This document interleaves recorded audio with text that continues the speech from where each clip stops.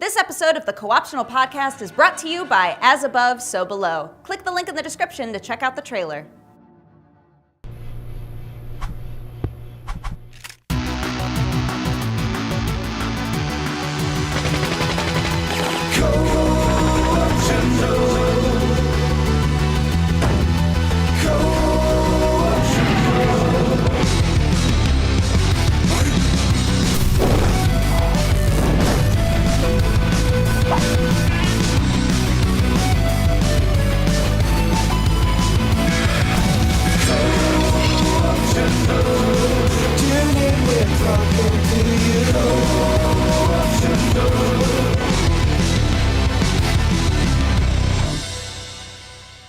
Ladies and gentlemen, welcome to the Co-Optional Podcast once again. It is, in fact, Tuesday if you're watching live. It is another time if you're not. Just in case you weren't aware that it was a different time. A lot of you are just kind of sitting around saying, what, Tuesday? What? No, it's not. And then you're going to type to me and you're going to tell me that I'm wrong. And then that will upset me because I'm a very sensitive person. I have very thin skin, if you didn't already realize. And it turns out Skype's still muted. I guess that explains why none of you interrupted me. This was a great intro. I was so happy. This was so clean. I'm like, wow. 10 out of 10. Executed. 10 out of 10. Fantastic. Welcome. You should always do that. Welcome to the show. I think I've discovered a new production technique. This is great. Should do more of this. Oh, man. Welcome to the Co-Optional Podcast. We do occasionally talk about video games. Our guest today, a member of The Creatures, who I am told is not, in fact, a 50s-style Motown group.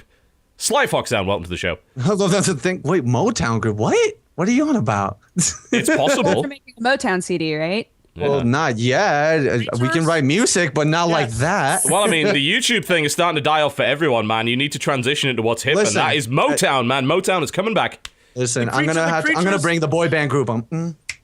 Like something like that. Yeah, it's gonna work. It's gonna work. Can I request that all of you sing "Uptown Girl" by Billy Joel? That'll be something. Uptown Girl. Can you make that happen? It could work. I can you sing get it all better the. than that, though? Would that be okay? Look, Well, there's a lot of autotune nowadays, so maybe. Who knows? That's true, actually. Technology is a great way to fix your failures. Yep. For those of you who do not know, Mr. XXSlyFoxHound, what exactly do you do? Oh man, I'm just another YouTuber. I do the whole gaming shenanigans. I play Minecraft, anything that really sparks my interest, realistically. So if it's not boring and it catches my attention, I'm probably playing it. And yeah, and I'm also part of a group called The Creatures, which we do a lot of shenanigans. Let that be skits, movie trips, the works. We do everything. We do everything. Like seriously, we do everything. So I'd like to give you a fairly Lots of unique drugs. opportunity at the start of this show. I'd like to give you the opportunity to apologize on behalf of the entire Creatures group for Uberhacksaw Nova's Flappy Bird video. Why would I apologize for my friend's work? Why would I have to apologize? Explain that myself. Like, explain that yourself to me. Why would I have to apologize for that? I just wonder whether or not the chicken suit he was in reeked more of desperation or body odor. I'm just trying to figure out which of the two it is. Well, there's Go on. when it comes to James, there's no desperation. Everything he does is calculated as fuck. So he knows what he does. He plays it, and he's one of the best YouTubers out there. So and there's no desperation in that guy. That guy just plants it, and it just happens. So that's where I just imagine the Plants the Sherlock landing. Holmes kind of scenario where suddenly in his head everything kind of freeze frames. He suddenly becomes Robert Downey Jr. for no apparent reason. And he starts narrating everything. It's like, chicken suit. No, seriously. Like majority Boot of up the the Flappy ideas Bird. when we do stuff, whenever like we do something for our group, like we go, all right, James, what do you have? And he just like out of nowhere, he's just like, let's do this. And now that we have an office, like now we actually know where all our outfits are and everything, since we have a prop room and everything. So like all our ideas and everything actually happen a lot faster due to that. So yeah, So what you're saying is he's the one who does all the work, and you guys are just reaping the rewards. Is what I'm hearing. That's what I heard. That's what I heard. Let me see. If that's the case, then well, fuck it. But the reality is, everybody does put their part. Everybody here in the office has their specific things. None of us know how to animate like. What's your Kucha specific does. thing, Sly? I bring the happy. I bring the happy, and actually, I'm in control of the Minecraft server for our hub and everything. So I make sure that anybody that's in our server, you know, if they're angry, they can yell at me or anybody under me. I don't know. If you're angry, you can add XXSlyFoxHound. You can yell at him. Really? That's what we're gonna do today. Oh, nice, Jesse. Good job. Jesse, That's- he's Jesse's been doing this to me for years. He's an No, it's not gonna work. ass It's when it not comes gonna to work. this It's shit. not I gonna tell work, you. Jesse. You know better. You know better. He doesn't. Trust me, he does not. He knows nothing. No. Oh my god. Welcome to the Co-optional Podcast. We do occasionally talk about video games. Coming up in the show, we will be talking about the games we've been playing this week. And they'll hopefully be interesting, but I can't guarantee anything at this point. And after that, we'll be talking about the news, which will hopefully be interesting, but I can't guarantee anything at this point. I mean, that's really going to be the show. Like, gaming sucks right now. Has anyone noticed? Good God. What the hell is happening? I just realized that Sly and I missed an opportunity. Do you have Fox-themed clothing, Sly? Yes, I have a hoodie. That is Guys, we could have both come to this podcast wearing Fox. If I didn't know this, just like, you know, last second, next during time. the break. During the break. I don't have it. I'm not. It's in my house. I have a tail over there, like over here, like the tail's over there, but I don't have it. I'm sorry. Okay. Next time. Next The time. show is I'll bring actually, it. I think, entirely Criken's fault, if I recall correctly, because I believe he was actually scheduled in for this week and he pulled out at the last minute. We're like, oh, shit. He is apparently busy doing real things like, I don't know, exams, which are apparently important. He is in school. Some people need to Whatever. pass those. I don't know. I'm over that. Every already. few months, I have a nightmare about exams. Like, I have never gotten over this. It's far beyond the point where I would need to take an exam for anything, but I just wake up in a cold sweat after realizing that in my dream world, I, one, didn't hand in my coursework on time, and secondly, have just been eaten by a pigeon, and it fucking sucks. Well, What? the pigeon Both of part, them? yeah. Does that the always pigeon happen in part. the same dream? With the pigeon comes with It's the usually test? different animals. Like, I will, because of not handing in the coursework, something kills me. And Wait, it has what? at one point been a pigeon, which kind of sucks. Has it ever been a banana? No. Or a hot dog? No, they're not animals. Or some They're type not of animals, footlong Jesse. What the Subway f- sandwich? Don't turn it They're into not a dick animals. thing. No, Don't turn no. it into a dick thing, Jesse. Do you ever feel like you're being chased by a man who sells bananas? Is that No. a dream you've ever had? No. Why are you trying to force? You're forcing this into his brain so he can actually dream this. This is bullshit. He's Don't gonna do that. dream about bananas. He's gonna- For the next 3 hours, there's going to be suggestion going in, like slowly in the background, bananas will start to appear. I won't notice it at first, but eventually, by the time the 3 hours have passed, We'll come Oh, back God. and I'll have from the break and I'll just have like 2 hot dogs. Like, It will leave a real TB, I impression on love me. hot dogs. Hot dog's so good. Ow. no, to be fair, you know, it's like, oh, Jesse's sucking dicks again. Must be Tuesday. What? For me, it was Fucking Tuesday. hell. There it is. It was.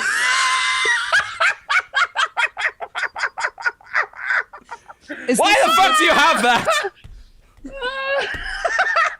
Oh, TV. That will be stuck in my dreams tonight. The look on that guy's face. God, it even looks like a porn actor. That is the rapiest banana. I'll see you tonight. Holy Well, shit. and now it's in the. Well, let me put it in the background right here. Open that. Do you have to? Yes. Apparently, yes. Yeah, Okay. it does. There you I go. wonder if I can crop There we that go. Appreciate out. prop right There there. we go. Crop it out. It's like, Love why it. does Sly only have half his face on the webcam? Oh, it was some kind of production mistake. I'm not sure what's happening there. Oh, my God. Yeah, I guess Sly's webcam is gone. I don't know what happened. I don't know. It just turned off. I have no explanation for this. Soups. So I got something cool because I like to show off, as does Jesse. Jesse likes to show off a lot. But I got... Sure. So I saw this... I can't remember where I saw it. Either I saw it on Reddit or it was on some other random gaming blog. And it was this company in Japan that makes these traditional woodblock prints, right? But they do them of video game characters in kind of an ancient Japanese style. What? And they had this Awesome. subscription going. It's like, oh, if you subscribe to it, they'll send you one every month. And, you know, it comes directly from Japan, which is great because you get stamps from Japan and they've got weird shit like giant blue cats on them, which is in itself, you know, that's almost better than getting the print. But I got the first 4 of them and this is one of them. Dude, that's awesome. That looks sick. Yeah, That's it's, Holy damn. Tommy. And you like, I like got this like it comes with this kind of box. You display it on this thing, and you swap the prints around because you're not supposed to have them in direct sunlight for too long because they will fade. Oh yeah. Alright. And yeah, I absolutely cool. love that. There's one in. They're doing one of Snake from Metal Gear Solid, but he's in kind of a traditional kimono and everything like that, and he's smoking like an old Japanese pipe instead of a cigarette. There's this one right here, which I'll try and show you without wrecking everything, which I like a lot. And let's see if you should be able to guess the character. That's Ganondorf. Yeah, it's called the Gan- Demon Oh, King. I'm sorry. Ganondorf. Gotta get that right. That's Ganondorf. Ganon is when he evolves. you, But get it Zelda. right. Get Fuck it you. right. Fuck you, Zelda, and your stupid lore. No one cares. Just get it right. If you want to check them out, and you'll probably bring the site down in the process. I think they've already brought the site down, because I'm pretty sure Well, a bunch of people just what is Googled woodblock prints video games, found the first link, and crashed the site. So, you've already broken it, but if you do wish to go there at some other time when it's not broken, it is... Oh, it's just up. Only just. It is... let's see. I'm going to put this in here so you guys can see it first. All right, I've just put it in the Skype chat before I tell it to people. It is called yukioheroes.com. Is the site that does this. They're all woodblock printed in Japan, and Oh, it opened fine for me. Ah, the snake one looks sick. yeah, it does. I'm looking forward to getting that one. Turtles one is badass. I love the one I like the most. One. Oh! Yeah, that one's great. Oh my god, that's well, gorgeous. Jesse, This is if you sick. appreciate This is really that, sick. then you will appreciate. You don't have it, do you? Uh-oh. Oh my god, it the might be a Mario different Kart one. This the Mario one, Kart one is hilarious. Kefka, oh, that's beautiful. yeah. There's It's not Terra. It's not Terra from Final Fantasy VI, but it's still beautiful. Yeah, there's the Kafka one there, and I've got a Street Fighter one. The one I like the most is actually the Mega Man one that they're called Blue Storm. Which, Yeah, I was about to say, is that Mega Man? Because yeah, I'm like, that's such a cool interpretation, kind of like the wooden cannon and the samurai armor and stuff. Yeah, This is awesome. it's legit. I absolutely love this stuff, so I decided to subscribe to it, and they're awesome. They're really, really good. Really, really beautiful. Obviously, like, you know, they're kind of small things. They cost quite a bit, but they're just awesome. I love the interpretation of it. So yeah. Well, That's cool. I like the Mario. I like all of them, and I probably won't be able. How much was it? Is it like really expensive or not? The prints I think are $35 each, give or take. That's and not it's bad. like It's honestly not that bad. it's not that bad. No, like seriously, no, like this style, yeah, no. Yeah, you know, and they're actual Sick. prints, like the actual like the way the paper is textured There's is a really Star awesome. They've got Fox like one. What the watermarks in fuck? them and This is everything. awesome. It's so legit. No, the Star Fox one is so good. It looks so good. Oh my god. Did you see their interpretation of Kirby, which is actually really Yeah. disturbing? They call it the Kirby Soul one looks Eater. real creepy. Oh my Yeah. god, yeah. I was like, what the hell is that? Love it. That's sick though. Yeah, there's I love the Samus one is really good too, actually. Yeah, This person has a shit ton of good ones, man. oh yeah. It's like two of them that do it that make them over there, and apparently like they're training apprentices in woodblock printing in the traditional way as well. So that's pretty cool. It's sick. I I like like it. them a lot. I like it a lot. Yeah, site's down now, but it'll hopefully Good be back job. up later. That happens all the did it. time. We did it, guys. You guys are the worst. All I want is this Final Fantasy VI one, and I click add to cart, and it Can't won't do add it to now. cart. Oh man. GG. Yeah, you have to wait about a day for this to fix itself, but yeah, I absolutely love these. But yeah, that was kind of video game related, I suppose. That was pretty video game related. Pretty badass, actually. Should we get I the like it. Star Wars thing out of the way before we like start the show proper? Go Sure. for it if you want. Why not? Because Let's otherwise talk it'll about Star derail us Wars, later. Whatever. Which I believe none of the four of us are super Star Wars False. fans. False. I've read every single expanded universe book. Never What? Very mind. much. No, you haven't. Jess is a huge Sorry. Star I Wars have. nerd, and the rest of I us have. don't care at all. have. About 10 years ago, I read trilogy. the X-Wing books, I think, and they were really, really good. And I read like stuff like I, Jedi, and was it like Dark Empire, Jedi's which is the graphic not novel? good. Dark Empire is an okay graphic novel. I don't know why they brought Palpatine back, but as a younger Sith, clone Sith, look, trust me, I've read it all. You have Admiral Dala and her like super sun crusher. You have You have the Thrawn trilogy. Look, I've read it. You even have. I have not read the Thrawn trilogy, and I probably should at least read that because that's like the Fantastic. best bit of the expanded universe. It's isn't totally not canon anymore. They said it's all bullshit, like essentially fan fiction now. it? Fine by me. I don't consider the first three movies to be canon. So. about canon. Fuck it. That's what the Star Wars guy said. Lucas was like, all the books and all the expanded universe stuff is not canon now. Yeah. So, whatever. I couldn't give a shit about the canon. Slap to the face. It's really good. It's a very good actual trilogy, and although later on most of them are garbage. Like spoilers, Chewbacca gets killed when a moon crushes him. Yes. A moon. Yeah. And doesn't he I believe in the last few moments he's kind of just raging at this moon that's coming out. It's like, damn you, moon! Yes. It's one of those moments where it's just like, oh, that's a moon coming to kill me. And he's like, oh, well, everyone said it's awful. It's ridiculous, but I think any character in a series should die by being crushed by a moon. If you're a good good storyteller, your hero should die being crushed by a moon. Fact. So, Question. yeah. That's. I like that. While we're talking about the expanded universe, before we move on to like actual Star Wars 7, Jesse, if you were to recommend a book series within the expanded universe to read, which one would it be? If you care about the original 3 books, I'd read Shadows of the Empire. That was also a video game back in the 90s. It was very damn good too. Takes place between episodes. It would be Empire Strikes Back and Return of the Jedi. That's probably the best one for that. If you care about what happens afterwards and you want to see what happens to Luke and Leia and all the characters, read the Thrawn trilogy. It is immediately after that is done. After that, it really doesn't matter because they go freaking insane. Like all the people start having kids, and then the kids, of course, like one of them turns out to be evil, right? And then there's aliens because there's no more Empire. There's aliens. Yes, they're gonna bring now. another threat in, things like that. I still think X-Wing is probably the best series. Like X-Wing Rogue, the kind of Rogue Squadron books are absolutely awesome. Then they don't go too off the rails with stupid shit. Which is good because otherwise, Wedge Antilles, man, give that man I love Wedge. He's great.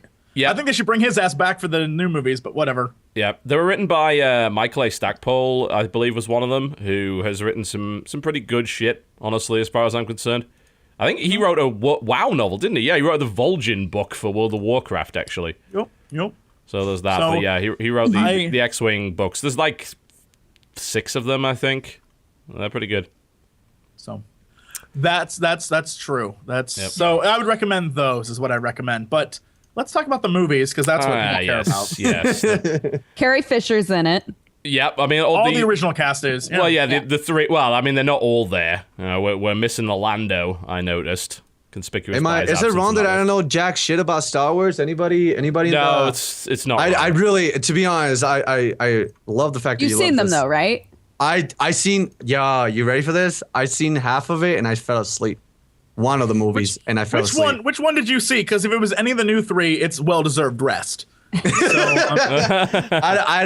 I wish I can tell you which one it was, but I don't remember. That's how little I care about it. Sorry. there you go.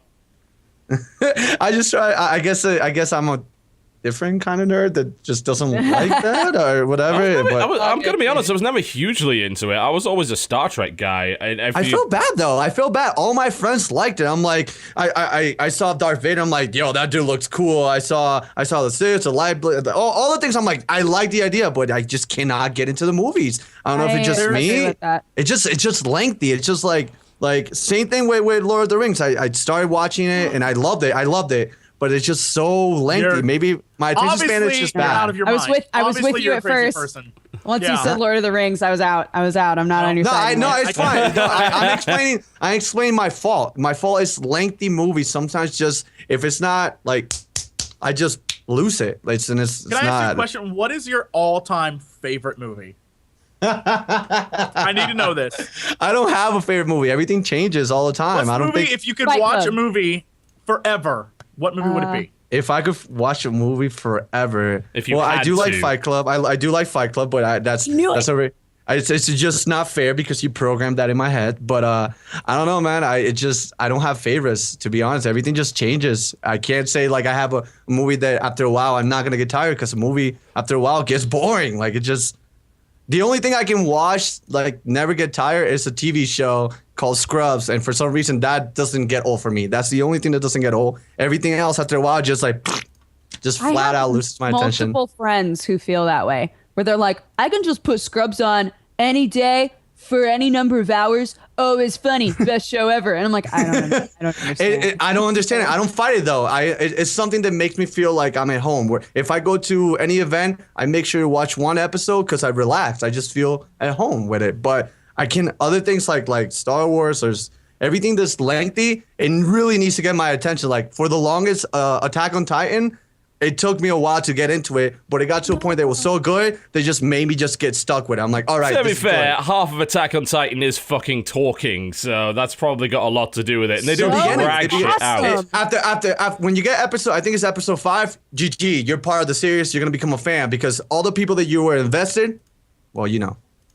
No, I don't, because I've never watched it. Well, good. Well, to those that watch it, they know. And again, after episode 5, people usually get hooked up. They get hooked up.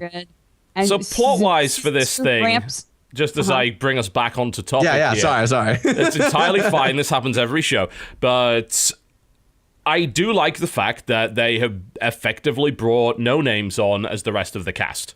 I'm the only one that I know fairly well and that most people should kind of recognize and who will do, I would imagine, a really, really good Imperial villain is, what's his bloody name? It begins with an M. Idris Elba. Possibly.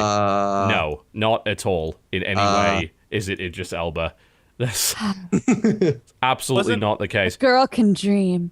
Yes. That's how you pronounce it. Yeah, Max von Sydow, who frankly sounds like a Sith Lord in real life. So no, I'm sick of it. Max von Lucas is no longer in charge of this, and I want this to be fact. They have a young, the young ginger bearded kid from In Time. I'm tired of all the Sith being old men. I want him to be the villain. I want this evil redheaded kid. He's not going to be Sith. There most likely won't be any Sith. He'll probably just be an Imperial commander of some description. In before you're wrong, and they just find a way to First off, there's always going to be a Dark Jedi, even in a time in the books when there weren't even bad guys. Jason Solo becomes a villain. Han Solo's kid becomes evil, yo. I'm just saying. I love the passion. He becomes evil. Yeah. I love the passion. I'm just saying. I want a redheaded little punk evil kid who just like starts killing everyone. Luke Skywalker killed by a ginger. I want that so badly. He's like, but do you understand the jokes that are so easily put there? Like, oh, he killed everybody because obviously he has no soul. Like that's just BS. That's too easy. It's a Disney film. It's too easy. It's a Disney film. Children will relate easily with that. What does that mean? What does that mean? They'll be like, I've seen that soulless person all the redhead before. kids will turn into villains. I guess we know our place in the world, guys. Let's start wreaking havoc. No, what the hell? Look, I need to create my army now. I'm only going to be alive so long. I need an army sooner rather than later of little ginger redhead kids. But the dude from In Time is so precious looking. He can't be That's evil. why he has to be. That's why he has to be the bad guy. That's the end of the second movie. Because he turns out to be evil. Oh shit! Plot twist. I'm making it happen. He's so freaking happy. I love it. Somebody just give him a bonus ending and make him the bad guy just for Jesse. Let's be clear about this. The last 3 movies suck so bad. There's no place to go but up for these 3 movies. So it doesn't matter what they're about. They could literally shot for shot remake the Hunger Games, but in the Star Wars universe, and it'd still be fantastic. Like, it would probably be a hell of a lot better than any other crap they can come up with. Who else they got? Andy Serkis is in it, who of course used to be, he was Golem and the Witch King, and has been in a bazillion video games. Kong. Yeah, he was Monkey in Enslaved Odyssey to the West, if I recall correctly. And a bunch of other stuff as well, so that's good. You got people like John Boyega and Daisy Ridley, who, again, most people don't know. John Boyega was in Attack the Block, which was a better sci-fi than the first 3 Star Wars movies, as it turns out. Fantastic movie, yeah. I wonder if he will talk in the same way that he did in that movie. I don't think so, somehow. Oh, that would be brilliant. Space East so Londoners. good. It's perfect. Yeah, so he's in that, but I like the decision. I think it's good.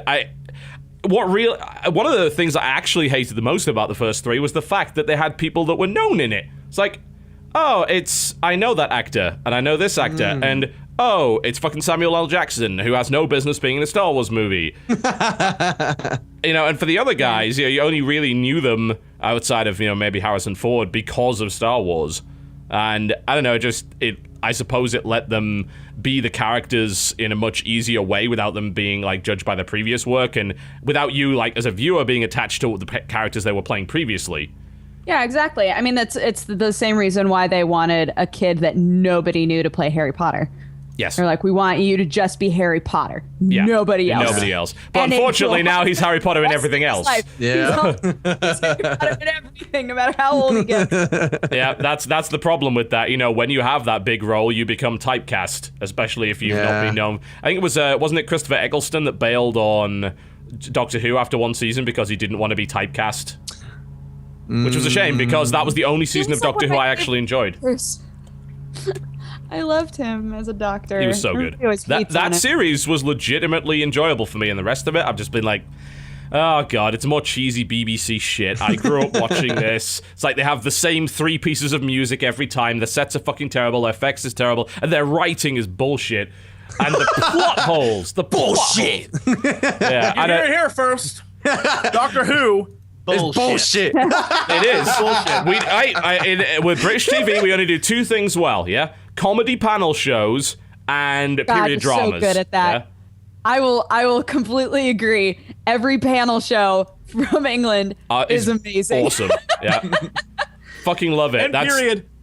TV's right. And period dramas. Anything in the 1800s, early 19th century. Mwah, fabulous. Keep going, England. You're wonderful. I watch it all the time. Downton Abbey is brilliant. More Downton Abbey. If you could give me more Downton Abbey. That's all I want. I didn't realize that what's her face from Game of Thrones, Ygritte, was on Downton Abbey. I didn't know that. Oh, yeah. I was blown. I was like, girl. She's a little maid girl who wants to be a secretary. God damn, I love that woman. I would. Just saying, if you've never seen a British panel show, there are a few that I would certainly recommend. QI's an obvious one. Mock the Week is fucking excellent. Never Mind the Buzzcocks. Never Mind the Buzzcocks is fantastic. I'm not sure if Have I Got News for You is currently running, and obviously it dates a bit, but it's still very, very funny to watch in the past. So yeah, it's all absolutely awesome. Really, really how good about stuff. the video games, guys? Yeah, let's get on actual video games. I don't know what the fuck we've done for the first half an hour, but there you go. What happened to them? Right? Well, we've had a really boring few months for video games. Now things might be finally picking up. Now we talk about porn. Yeah, we did. Look. By the way, I saw the movie Pirates since our last podcast. Oh, did you? That is a fantastic production. That was $1 million. Have you watched the second one? You're talking about the movie. There's a porn made out of the actual movie, or no.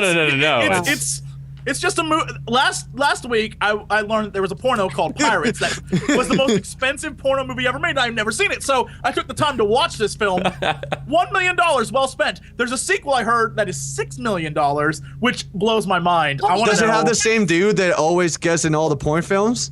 That's what I'm saying. Yes, right. He's always everywhere. He's everywhere. I'm like, that's a familiar dick I know. Why does everyone know this guy's dick? Everyone seems to be very familiar with him. Like you show me a picture of his face. No, I can't. Oh yeah, that's the dick. What the fuck? Fantastic. It's a fantastic film. It's a fantastic, not for families, I will say. It's a fantastic film. Some of the best acting in a porn ever. Mwah, beautiful. My God. Beautiful. Number 2 just ramps it. You guys are hyping it up too much. I don't think it could possibly be as good. Hype. It'll be a huge disappointment for Jesse. A huge disappointment. So games, games. Games. Video games. Yes, the VG games. Video games. What have we been playing this week? Let's start with Dodge It because she looks eager. Have any of you guys played Archblade yet? No. It is buggy as shit. At least Okay. All right. I was not expecting that. I was like, it is an amazing game with a lot of backstory. It brings There's so much what? All right. It's lovely crafted. So Tell me. Archblade is it's an MMO fighter, and basically like it puts you. It's either free for all deathmatch or it puts you in teams and you fight team v team. So it. I was really excited to play it because it has all of these different characters that you can pick. You have to buy the characters, but it gives you like a certain amount of money to start with to like purchase 2 characters to start off with. So it's kind of like League of Legends-y that way. Yeah. Oh my gosh. So like all of the characters right now are really imbalanced. Every single time I played, there's this chick character who shoots you with guns, and her special is that she just locks on to everybody around her and just shoots all of them at once. So every time I played, that chick, whoever was playing that chick was at the top. And sometimes there were like 4 people playing that chick and they were all at the top. And that was really frustrating. Sometimes when you're trying to attack somebody, you just can't quite find the hitbox. You're like right in front of them and you're like, ha, ha, ha, ha, ha, ha, ha, ha. And they're just like, whatever, just shooting you to death. So frustrating. But I feel like it has the potential to be really fun. There's just like a lot that needs to be fixed. And it looks fun. It looks really fun right now. I'm looking at it. It looks really fun. Am I right in thinking this is character by... models look fun. Is this the same guys that did Guns the Duel? Or is it not, in fact... No, it's not. Not by the looks of it. Kind of. No, it doesn't appear to be. I thought it was the guys who made Guns the Duel and have made Guns 2 since then. I remember playing Guns the Duel fucking years ago and it being, oh my god, this is incredible that you can actually do this. You do the wall running and the diving and the spinning and the dual shooting. Pretty sure it was like after at least one of the Matrix sequels came out. It's like, oh my god, you can play this. But I can definitely see the appeal of this thing, but you're saying it's got buggy hitboxes, it's imbalanced as shit. Yeah, and when you're trying to find a server, there's a section like in the server list that says tag, and you know that's typically where it'll say like team deathmatch or free for all or whatever. Okay. Most of the time, the tag section empty. Wait, what? So you're like, I'll go into this server, I guess, and then it's like first to 100 kills wins. I'm like, Great. like there's a lot of problems right now, and I kept the girl that I kept playing was she basically looks like Hatsune Miku. She looks like a Vocaloid character, and you just like run around and shoot people with ice. But man, I just like couldn't hit people. It's no big surprise. It's Korean. I could tell just by looking at the art style. Yeah. It's like, Can I ask a question, Dogger? this girl has a giant scythe and is wearing a purple thong. Yup, Korean. There's a succubus character, of course, and every time you load into the game, she goes, "I just got out of a shower." What? Why is that her Hello? tagline? I don't What? understand. She likes to okay. be clean. What is wrong with that? Korea, ladies and gentlemen. Hygiene before battle? Is that how it goes? Right? You can get an infection. You don't want to get you don't want to get a pussy cut. You don't want to get your cut get all pussy. You need to take a shower. Dirty. Pussy cut. What were you going to ask me, Betsy? No, I was gonna say I was looking at reviews of the game. Oh, this and character. A lot of people are saying, it's like fairly easy for new people to get involved. A character has all these different play styles, all that stuff. But and it's great for cheapskates. But basically, the biggest con, they have all these lists of pros, and the giant con is typical sexualized female characters. And hearing you say things like it's buggy, it doesn't. I was like, I feel like they didn't do their job research. In this game. Well, is she using like Nerf guns right now? It's really weird. This female character appears to be wearing very little but hot pants with bronzing oil and is fighting with what looks to be water pistols. She's using Nerf guns. Look at that. I think that's the chick who locks onto everybody and is like super imba. Yeah, she's locked onto this monster apparently because like.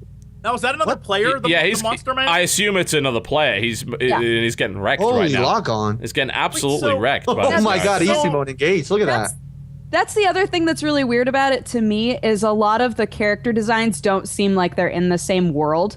Does that make sense? Yeah, complete inconsistency in terms of thematics. Yeah. That happens a lot, especially in free-to-play games. I mean, hell, you can even talk about like early League of Legends was like that, where they were just tossing in characters for no reason. I did a video about Smite quite recently, just like as kind of my launch impressions of it, and I'm like, you know what's really good about Smite? everything feels like it belongs because everything's a god, so that it's really tight thematically. And then you got stuff like this where it's like, okay, there's appears to be some kind of big demon guy with a giant sword and water pistol girl with a bronzing oil. What the hell? It's like a level from an early Tomb Raider game. It looks like Lara Croft. It does. It does. Giant, yeah. They're not even trying. All right, what are boys looking on the internet? Oil girls. All right. Get her. What? No, it does look like blatant pandering, doesn't it? It's like from a lore perspective, how the hell do you fit that in there? Also, just like a quick credit, by the way, that video came from a channel called Incredible, and the video before came from Colby Cheese. So thank you to those.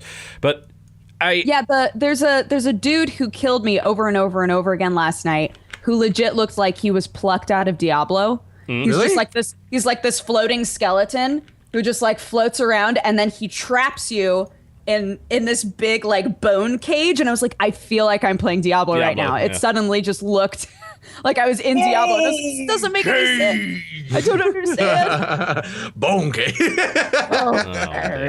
Traps you in his bone cage. You know, I'm gonna say, like, that criticism that was leveled there, you identified a bunch of actual problems. Apparently, Sly, you're slightly too loud. Could you turn your volume down just a little bit? Listen, this is a burden that I've been living since I was born. You can ask Jesse. It is a horrible disease. Like, listen, guys, everybody in the chat and everything, I do apologize for that, but seriously, this is... I'm moving the mat, like, I'm moving it back, like, as much as I can. Seriously, but... Yeah. Anime TV. Hey, to anybody that doesn't know me, I'm really loud all the time. Sorry. Don't worry about it. As I was saying, like, Dodger, the criticisms you came up with, like, oh, these are legitimate criticisms that sound like a really bad thing. And then, as Jesse was saying, oh, well, the biggest con is the over-sexualized characters. It's low-hanging fruit in both ways. Like, it's low-hanging fruit to get teenage boys to play it, but it's also low-hanging fruit to kind of criticize that and not look at the gameplay itself. I feel like, oh, well, it's okay, I'm balanced now because I wrote a bunch of pros, but now I said, oh, over-sexualized characters. So I did my due diligence, guys. I'm a great reviewer. Yeah.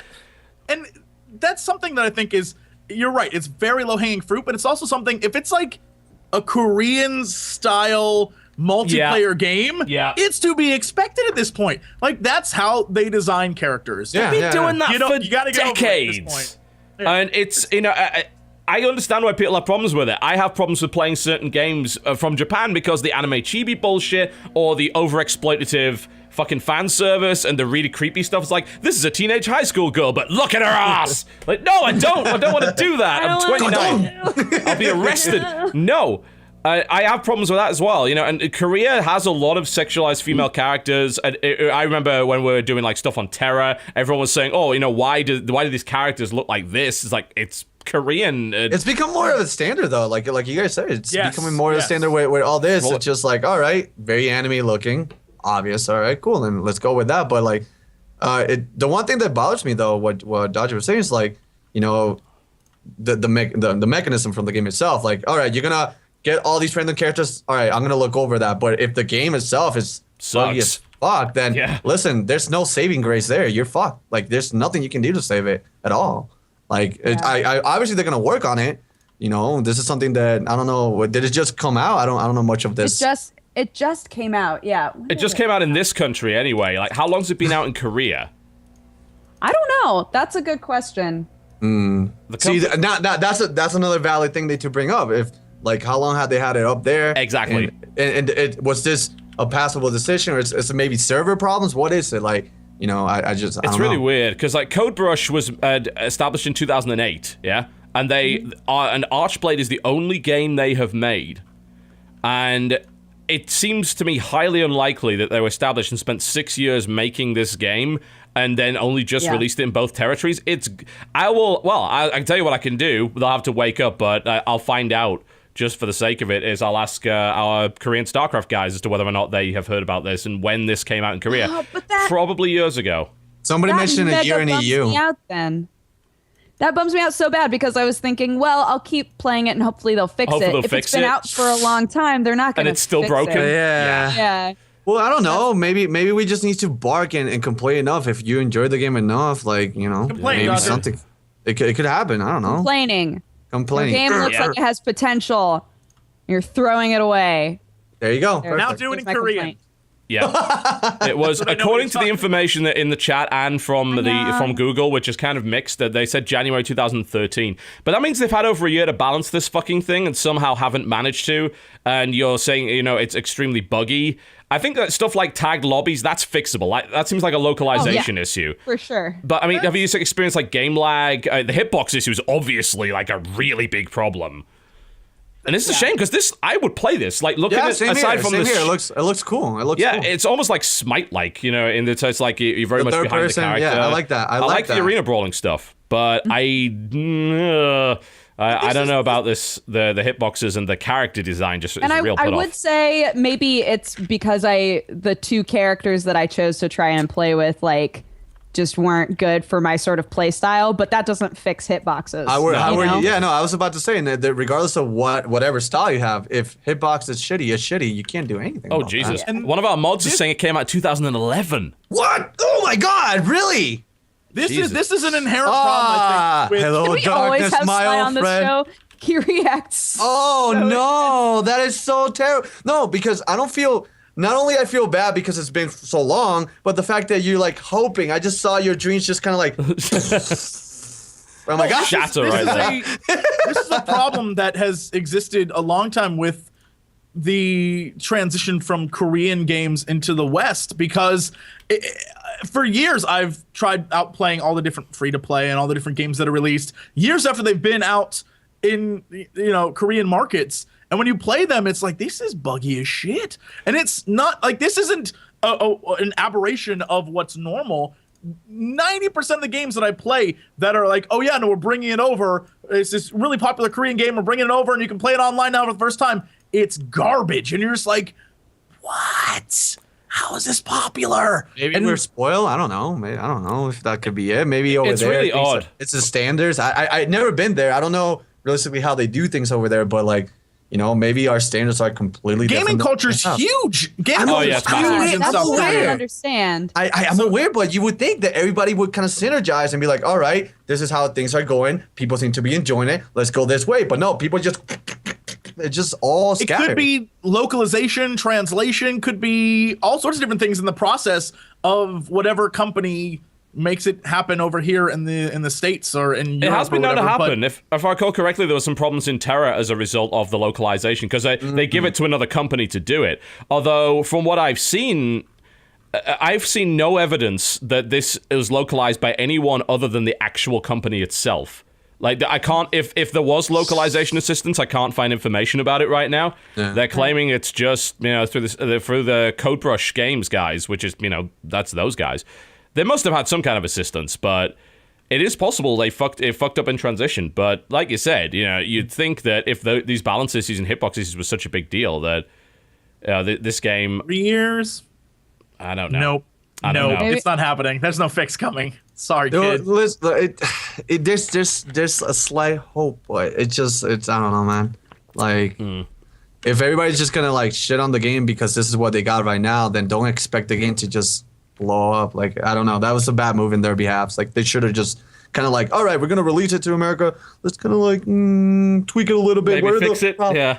Yeah. And again, because that's eventually gonna become a huge cash cow for them. Obviously more people, more investment and everything. But you want people to stay in your game, not just get in and get out. That's lame as shit. You want your Yeah, game to live. I don't want to make it sound like this game is unplayable because it's not. I had fun playing it. It's just there are bugs that do exist that make it hard to feel successful at the game because you have to be overly precise when you're doing things, and that becomes more annoying than anything. Yeah. But I don't know. It's free. It's free. So if it looks cool to you and you'd like to try it out, go for it. It potentially sounds great. I'd love to play a game like that, but I think I might just... Guns 2 in early access right now. I know that I was kind of interested in seeing what would happen with Guns 2. And no, you can actually download is it right Guns now. 2 kind of the scene like this, and it had I think I tried to play it, had a brew, and it had Kinda. it had a dude with a sword, and you can do stuff like that, juggle them in the air, and then it's like a TDM battle system, right? Sort of, yes. It's more focused on actual gunplay because you can Was do a that lot the of game? wall running and things like that. Was that the game that the first week or two you couldn't even play it. Was that it? There was That a game doesn't surprise me in any way. That's probably the case. I was trying. Every day I was like, oh my god, this game looks so much fun. You couldn't play it. Like even they in the beginning, like, oh, there's too many people playing, you can't play. I'm like, wait a second, what?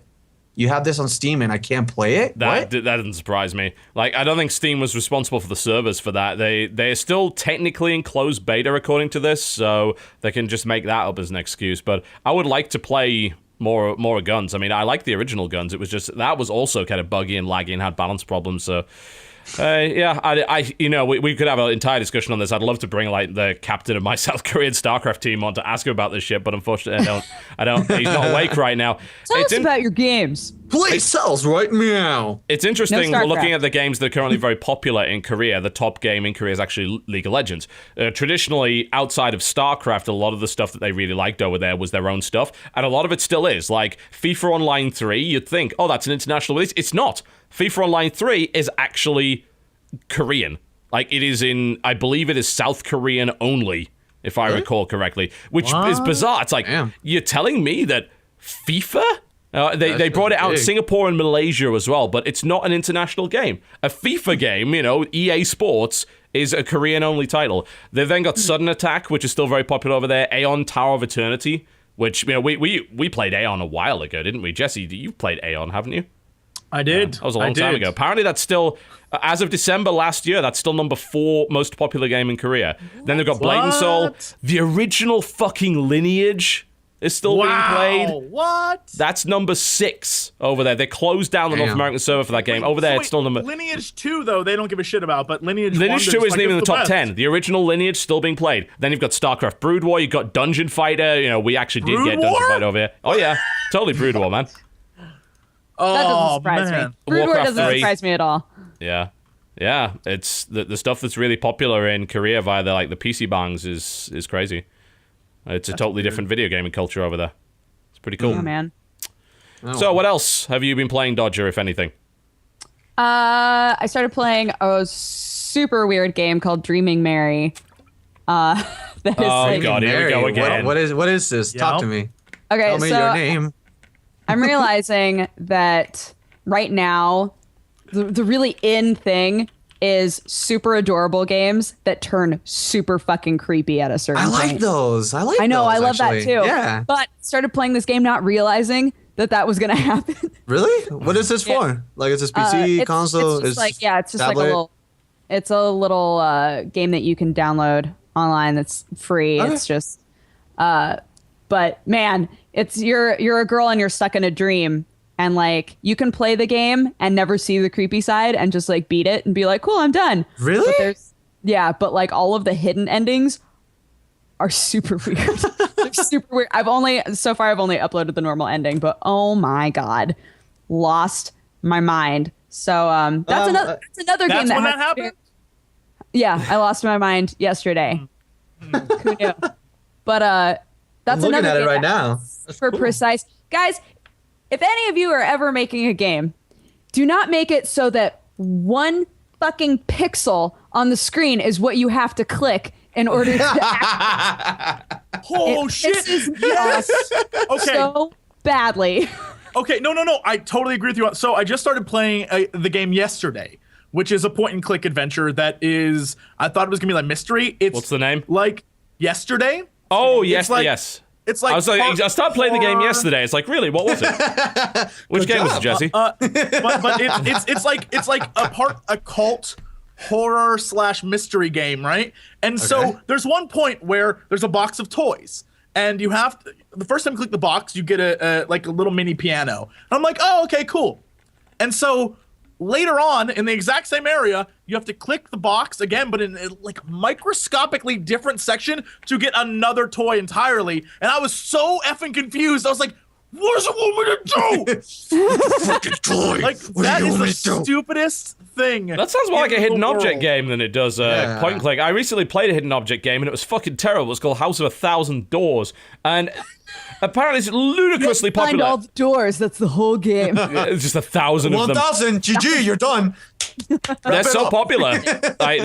Those games are so popular, but I just like, wow, this is like point and click for idiots on a really low budget. If you want a game that is really weird, that's point and click, play Year Walk. Is that it? Oh God, Year Walk, yeah. It's on iPad. I think it's on Steam now. Dude, that game is bonkers. Yeah. It's like it's designed as like a like storybook where you like can move forward or back throughout like this world, but you don't really do much. You're just exploring the world. Except when you do things, crazy shit like a Birdman vomiting out the mouth of a crow, kind of weird.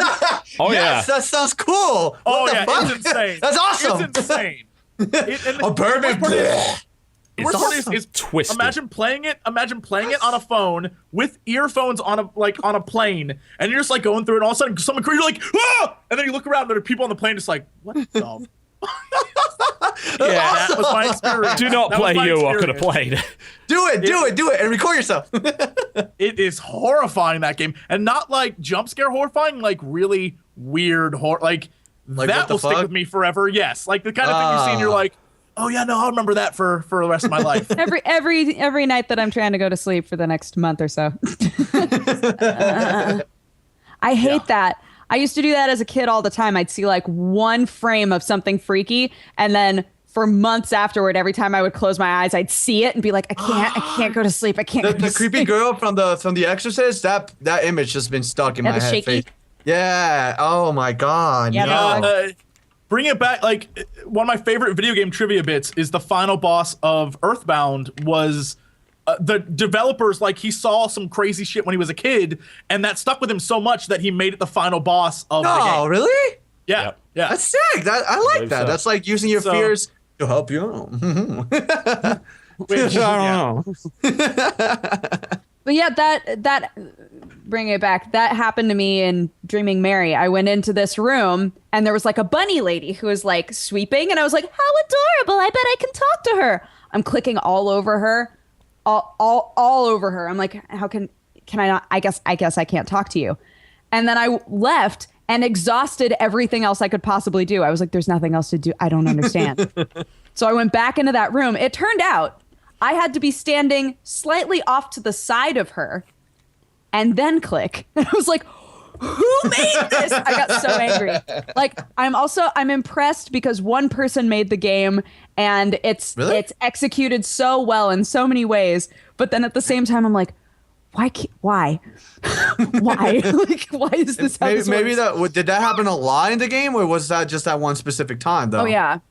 Like there would be one of the like major parts of the games is these paintings that are in random spots, and you have to like click on the painting, and sometimes you're like standing right in front of the painting and you're clicking and nothing's happening, but you have to stand like at the edge of the painting on the right side and then click.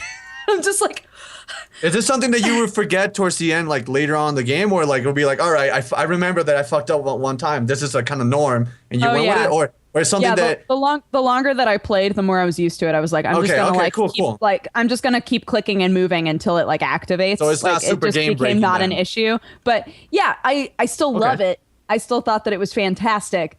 But just that aspect of it was so frustrating that I was like, I hate it so much, but I love it. I need to know what happens. But I love you. I also an insane person. Jesse forever ago on this podcast told me to play Finding Teddy, and I finally played it. Did and you? it is great. Isn't Yeah. it? what is that? Yes. It's super cool. It's this gorgeous game.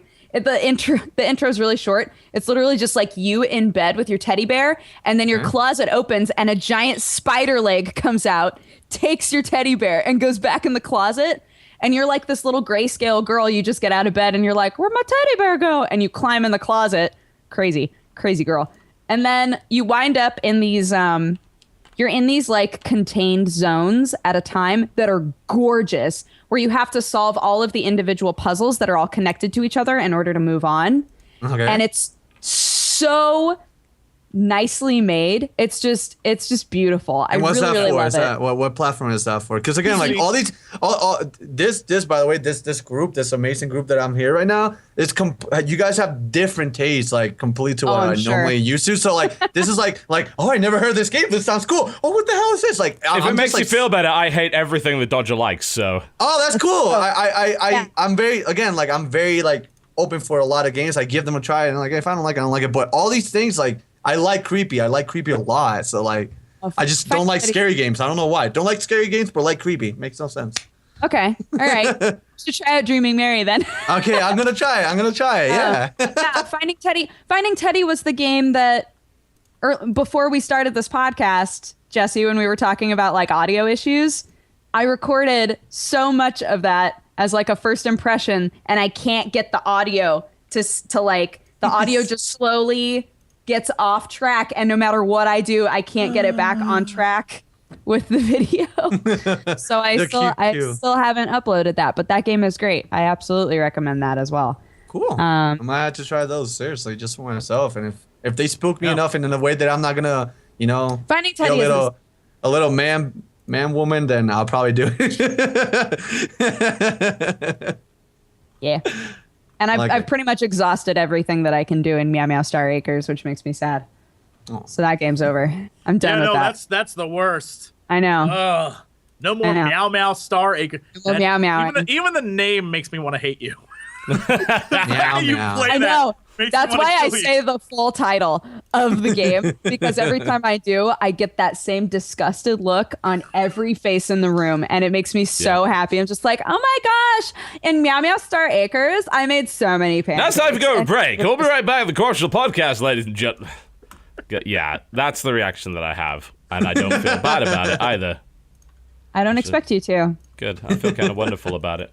Seriously, though, it is time for a break. When we come back, we will be talking more about the games we've been playing this week, which may actually be real games as opposed to Dodgers' fever dream. Meow Meow. Ow. Star Acres. You're watching the Cordial Podcast. Don't go anywhere. Ladies and gentlemen, welcome back to the Co-Optional Podcast.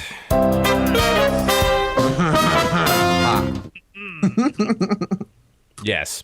All right, let's get back to what we've been playing. So we've covered Dodger's stupid games. Now we can talk about real ones. You see what I put up with?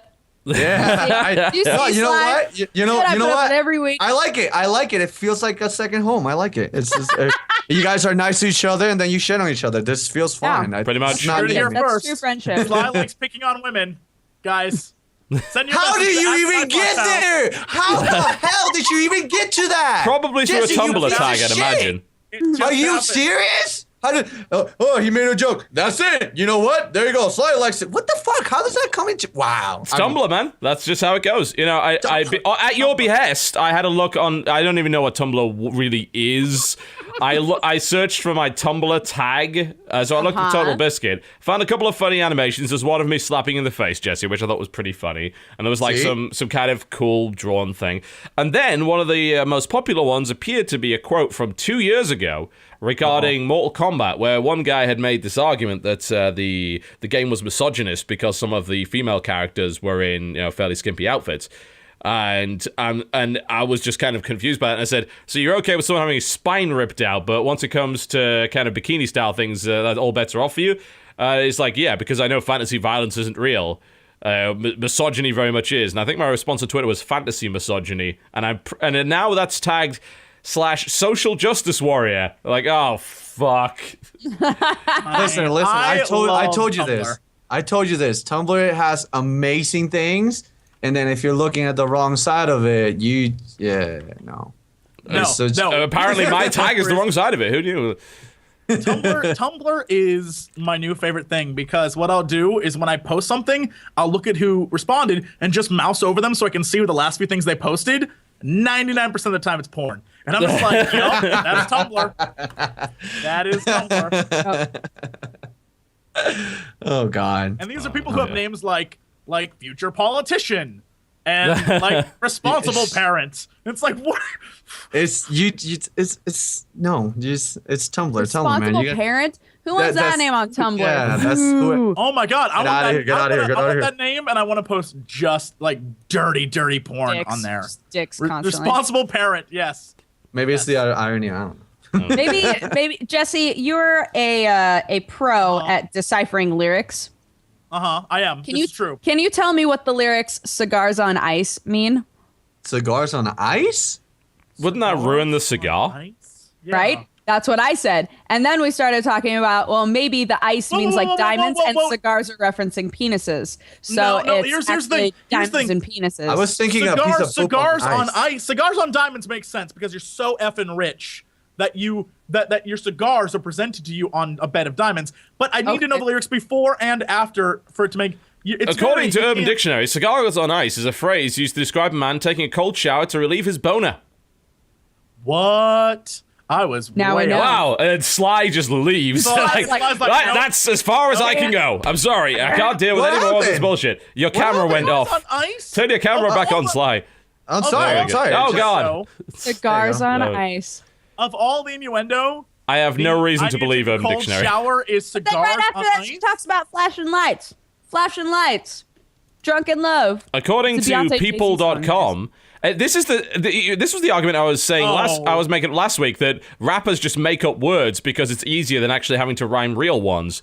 Apparently, according to this, cigars on ice is the practice of drinking alcohol on the rocks while smoking cigars, two There you luxury go. status That makes symbols more at the same time. That is a Beyonce lyric. That makes sense. That makes way more sense. Yeah. I don't think Beyonce would ever be like, I gotta get rid of my boner in the shower. Turn on cold water, stand in it for an hour. I don't think it would ever happen. Well, you just had better rhyming than 90% of commercial rappers, so well done, It's good. You're welcome. You're welcome. Oh dear. Okay, let's Very proud of you. back to video games. Thank you very much. Can we talk about Pocky? The Pocky's pretty good. We like that. Aside from that, though, it looks like Pocky. It's the Korean knockoff Pocky. Oh, okay. Pero, what the hell is that? Oh, I can get my guys to send me some of that. From Is it any good? Latte. Is it any good? I mean, it tastes exactly the same.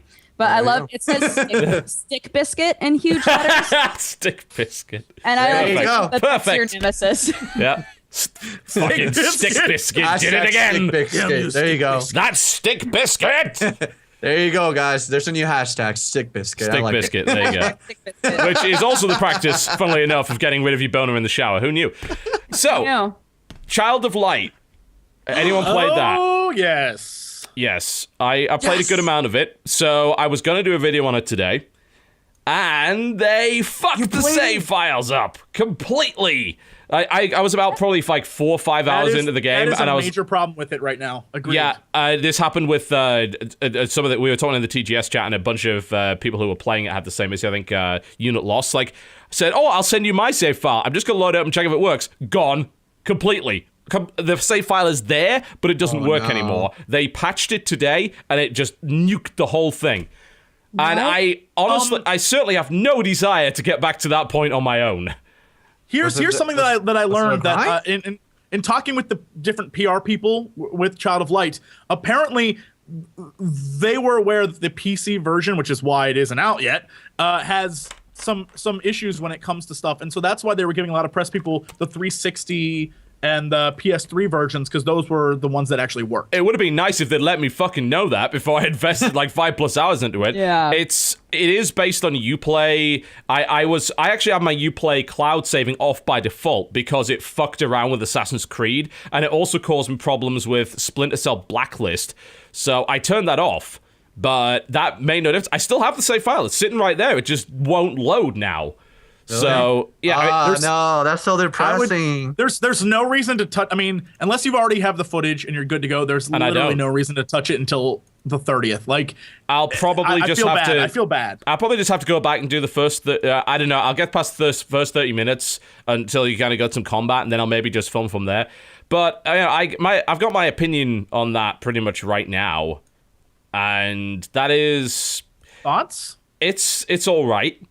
Really? I heard you're the second person that says that. You're the second person I read something already, and I was like, I hope it's wrong. About it. Oh no, they're saying like the one thing I hear is like it's a really good game, but it's not. You won't remember it. Like there's no like you don't get attached to anything. I'm like, really? There's a few problems the game's got that make that the case, right? The first problem is and this is actually the thing which annoys me the most. They decided, you know what would be great for the dialogue if we rhyme everything. Yes. Oh, is a rhyming one? It's all of it's rhyming. All of it. And Really? Sometimes it works really well, and sometimes you're like, most of the time it's bad. Like it's because you can tell. You can absolutely I was gonna tell. do a let's play on this. Damn it! No. Oh, you'll hate it. That is not a Really? let's playable thing. I really do think like with the rhyming and everything like that. I don't know what you'd make of it, but whatever the case, I don't know. People are I'm still bitching about making one, embargo. 'cause The embargo I love lifted it. yesterday. Please, I do this for a living. Fuck off. Anyway, the problem with the dialogue is that they contrive it so much to make the rhyming scheme work that it ends up being bad. Because instead of just writing good dialogue, they have to write dialogue which rhymes. Yeah, which means that they kind of shot themselves in the leg right off the gate when they started doing that. Exactly. That sucks. Exactly. Fuck. So that I wanted that game to be good. I'm going to try anyways. For people who watch this podcast or who watch anything I've ever done, it's my level of like rap rhyming where it's really bad. But Really? they're doing it on purpose, and I'm doing it off the top of my head. Like that shows you, like it's the problem is that even with that, and hopefully you'll agree with this, TB. I fucking love the combat. I'm sorry, I love the combat. That's the in that best game. part about it, but simultaneously, because they didn't emphasize it enough, I think that it falls short. So the combat is an active sort of JRPG style combat system where you will have your main girl, who is the main character, who's always in your party, and then one other character, and you can swap them out in combat, and you'll probably need to in some scenarios. And everyone has a bar that kind of moves up to this point on the screen which says attack. At that point, you pick your attack, and each attack has a different sort of charge up time. And you could say, all right, I'm going to just go for a regular attack, or I can go for like this spell or whatever. It's similar to, I think it's Final Fantasy 13's system is quite similar to it. But more particular, if you played Grandia, that old RPG, Grandia 2, it's very much like that. So it pauses every time you have a choice to attack, and you can just like pick whatever you want. And then you do your attack, and it works pretty well, yeah? It works pretty well, but the problem is that there's not a lot to the combat beyond that, because there's basically no equipment system. The only thing you can do is you can have gems called oculi, and you can put them in 3 different slots, like weapon slot, armor slot, or just like accessory slot. What does a gem do for you? It gives you like a minor stat bonus. Like I have one right now that's like 8% fire damage. And then there's if you put it in a different slot, then it'll be like, fire resistance or whatever. But there's not a lot of that. And none of them really, at least about 4 hours in, have any interesting effects. Here's the thing that I think, and I just loaded up the Uplay little server thing so I could verify this. But here's the thing about those Oculus that really pissed me off. The DLC, there's a buy now, pack of rough Oculus, buy now. Yeah, they're pack fucking of tumbled selling 'em. Oculus, buy now. Pack of faceted Which makes buy no now, sense in a Stardust pack. 10-hour single-player game. Why is There's that only 10 there? hours? Yeah, it's about 10 hours long. It's not long. It's not. But long at it all. is like a $15 title. It's not a full-price release. Okay. So 10 hours is kind of It acceptable. still looks gorgeous. It's still No, this is where I was going to Yeah. go. Thank you for saying that. What really drew me was the idea that you have like obviously like kind of like the Final Fantasy battle style, but then they did just make it like a normal just platform. You got to go here, talk, and make it happen. Like you apparently seem like very Mario-ish, or like you got to avoid all these like. It's very so cool. Like I love how does that. it tie in? Like kind of does Metroid the visual, like Metroid does it? Castlevania sort of thing, because you have those big sort of 2D exploration kind of thing going on, which is okay. Like you fly around, you find like chests. You get to fly very early, which is actually I think a good decision. Yeah, you get wings cool. really really early on, which means you go through the first section. It's like okay, so it's kind of Metroidvania. You solve like one platforming puzzle, then you get to fly, and then suddenly you can go pretty much anywhere, and then you explore that old area to find other chests and pickups and things like that, and you get different quests to go to different places. The flying and the moving around is pretty fun because you get to see some really cool environments. But you see the enemies on the screen, and you can surprise them, which is super easy, by the way. You can do that all the time. Yeah, and once you do that, you go into a battle, a kind of the RPG style battle. And you level up kind of in the same way that you would usually. It is. The components are good. It feels like every part of the game is just a little thin, Like the combat, in the sense like the combat system's good, but there's not enough moves and there's not enough interesting attacks to do. So there's not enough mechanical complexity to make it good. So what I'm getting from you is the game had the right idea, but they didn't put more than needed. Like the game, it's a good idea. It's oversimplified, in my opinion. That's all. I think I like it a bit more than TB, so I would even recommend trying to do Let's Play, because I chances are I'll probably do the same thing. I'm gonna play either way. I'm gonna play and from there I'm gonna guess mate. The thing that I really got out of it is that to me it feels like a big company trying very, very hard to make a game seem indie. It's almost like you know what that actually hard. kind of makes sense though. That actually does kind of make a lot of sense because it's Ubisoft.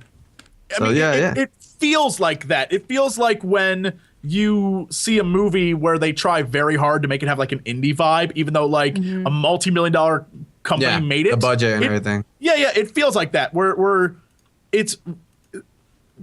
I don't know. I don't know if they decided to skimp on things because they're like, oh, it's cool. They'll like it because it's Soups Indie, or.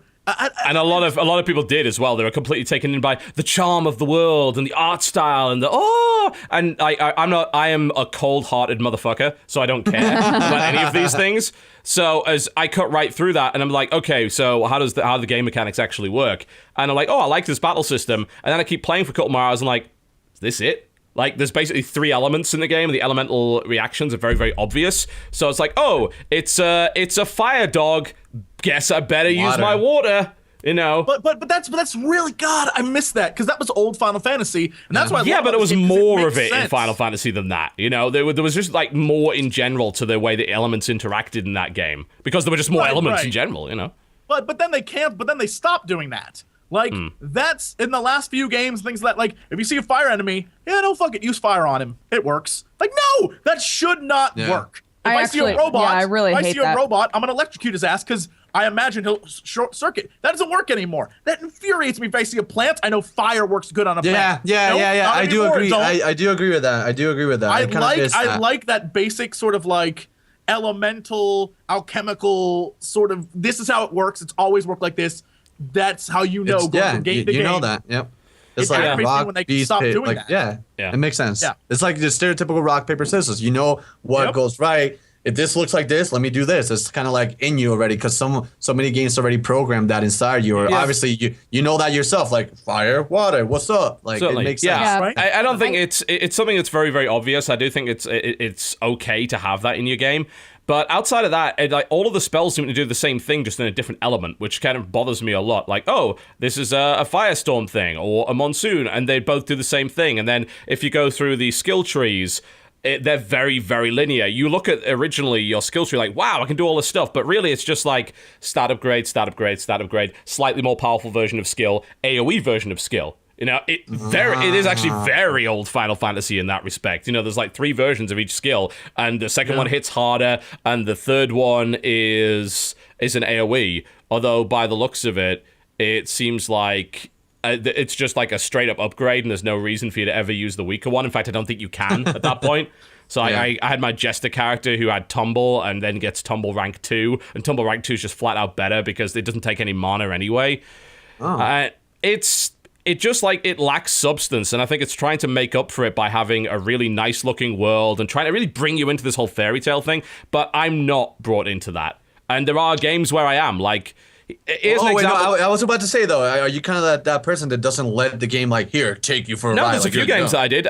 Let's see, Trine really grabbed me a lot, and hell, if you want a game that does Child of Light but basically better, Dragon Quest VIII. And if you go all the way back to PlayStation 2, Dragon Quest VIII. Dragon Quest. There's an RPG with some really, really solid battle mechanics that still had the whole fairy tale and beautiful world thing going on. It did all of those. Admittedly, it was also a 100-hour JRPG and not a 10-hour thing like Child of Light. Can I recommend a game for Sly really quick, since I know you're a huge Pokemon fan? Yeah, go for it. Play Ni no Kuni. Oh, yeah. Ni no Kuni is a So really, it's a super emotional JRPG, but essentially it's Pokemon. Essentially, once you get past like the first 2 hours, it becomes Pokemon, where you have to collect guys and you use them to battle, and that's. Oh wait, I think I seen I swear to God, I seen somebody play this. I think Littlewood would play this. Like Yeah, really Littlewood played it. Yeah, Yeah. Dude, Oh, you'll really? love it. It's Pokemon basically. It's It's you long serious? as shit though, right? It's like real long. oh yeah, it's really really. You don't get to actually like the main story, even though it's Studio Giblets, which is wonderful, but Giblets. it's like it's a lot of And animation, a lot suddenly, of really good a million storytelling. animu stormed the castle to destroy you. Studio Calling Giblets, us Studio Giblets. I'm and they going to do that from I mean, there on in. I'm going to get another Tumblr tag. It's going to be great. Studio. That's why I love it. Good job. Good job. But it's very slow paced at the beginning, but that's because the story's like really methodical and it's trying to set up a lot of good character development. And then all of a sudden, out of nowhere, it's like, oh yeah, no, this is Pokemon now. And so you collect monsters, you use them to battle for you, and it's I might have to look into You'll this. love that. Yeah. Sounds that's right up your alley. Yeah, especially since like these past few months are pretty dead. Like seriously, like there's nothing really. Yeah, brilliant and time now- to revisit. Brilliant time. Now that you said that Childlight, well, it's I can beat that game in a day, so I'll try to do that. Yeah. But like, but seriously, I would wow, say that's still. sick. I would say Yeah. still play it. I've had a lot of fun with it, and the What, intro Child of Light? itself, the trailer just got me. Like the trailer's like I want to be able. I saw myself like the little person jumping. I'm like, I know I'm gonna die there. I'm gonna die there, and I'm gonna die there. Awesome. Like I know it's gonna make up for something that I'm gonna like. But Yeah. I have never died up to this point. Like 5 really, hours in. oh come on, TV, It's- MLG. really? No, it's just, Are it's you just kind like of, being it's super just not try very hard and be difficult. good? It's Are not, you just like- not difficult. Like It's not. Yeah, I mean, the one mechanic that I really like about the battle system is that, and this was actually designed, I think it was an interview last year where they were saying like they actually did aim the game to be played like sort of like kid and parent. And the kid could play the little Firefly character that you get. You control it with the mouse, by the way, so that works absolutely perfect on PC. Oh, and this Firefly could fly around, and it can it finds wishes in bushes, I assume. And then it takes the wishes and it gives you health and mana back. But you can also make him shine like a really bright light, and if you use that in combat, it slows down the enemy that is actually really? light shining in their eyes. Co-op, You could- co-op. yeah. Or you can just not co-op it at all. You can do it yourself. I was just doing it, no problem. You just control both. It's not really a big deal. But you can also use it as a heal. So you can hover it over your character, and it expends this light energy bar, which you gain back in by finding wishes, and it can heal you slowly. And there's so many ways not to die in that game. That's only one of them. Most of the characters have heals. You get a bazillion and one potions, assuming that you just even take a little bit of time to explore. And like I said, you could slow down the character to make sure they don't attack. There's a defense mode that you can go into. I have never lost, even against there's a big boss like later on, which is like a bit of a difficulty spike, but I still didn't really feel like I had to die. And that was actually the first time in the game where I used potions. Just because I'm like, yeah, he's doing quite a lot of damage. I guess I better drink some potions. Oh, and most of these potions are like 100% heal. So like, okay, Really? great. Easy. Oh my god. It's not a difficult game. I think you have to play it on hard by default. Maybe it's one of those games they want you to finish it, instead guess of like on normal, Dark yeah, I think Souling so. it, and you're like, oh, you're gonna die a bajillion times. No, you're actually gonna finish this game. You're gonna feel like you're actually good. Maybe that's what they're trying to implant in your there's a brain. big story emphasis to it, but a few people have said the same thing that Jesse was saying, that it's just like it's not memorable all that much. Like some of the characters are kind of interesting, but again, the dialogue, in my opinion, is just. I just don't gel with it to the point where I don't care about anything these characters have to say because their rhyming is just juvenile and just not very well done. It's one of those things, and I might agree with TB a little bit on like the memorability of the characters, but it's seeing it at say like PAX, for example, and a game like Transistor, which I played like 2 minutes of. Yet I'm so in love with everything in that game. Transistor looks it's incredible. Like I don't know anything about anything in this game, but I love the world, I love the characters, and I'm just like I'm in. And Child of Light, besides the way the world looks and everything that's involved with it, it like I said, I think it's trying very, very hard to have like an indie vibe and sacrificing a lot because of it, which is It's a lot of style. And the substance is lacking. It's still decent. Like I like the battles. I like the exploration. The questing is fine, although navigation can become a bit of a pain in the ass because the only map is kind of a big fast travel map, which just has areas instead of like showing you where you need to go. Which I'm terrible at navigating in video games. That's probably got something to do with it. But it just like for me, it's not pulling me in.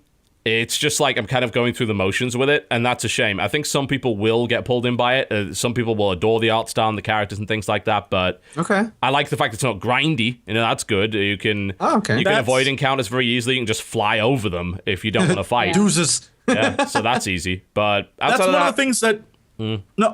in chat, someone was saying, because that's one of the things when you mentioned that it was, roughly 10 hours. I have no idea how long the game is. So, I mean, I'm not nearly as far as I assume you were. But someone in chat actually brought up a really good point that I think is fantastic, that the average video game player right now is 31. And people don't have time to play games as much as they used to. I don't mind short games at all. And attention as long as the price is right.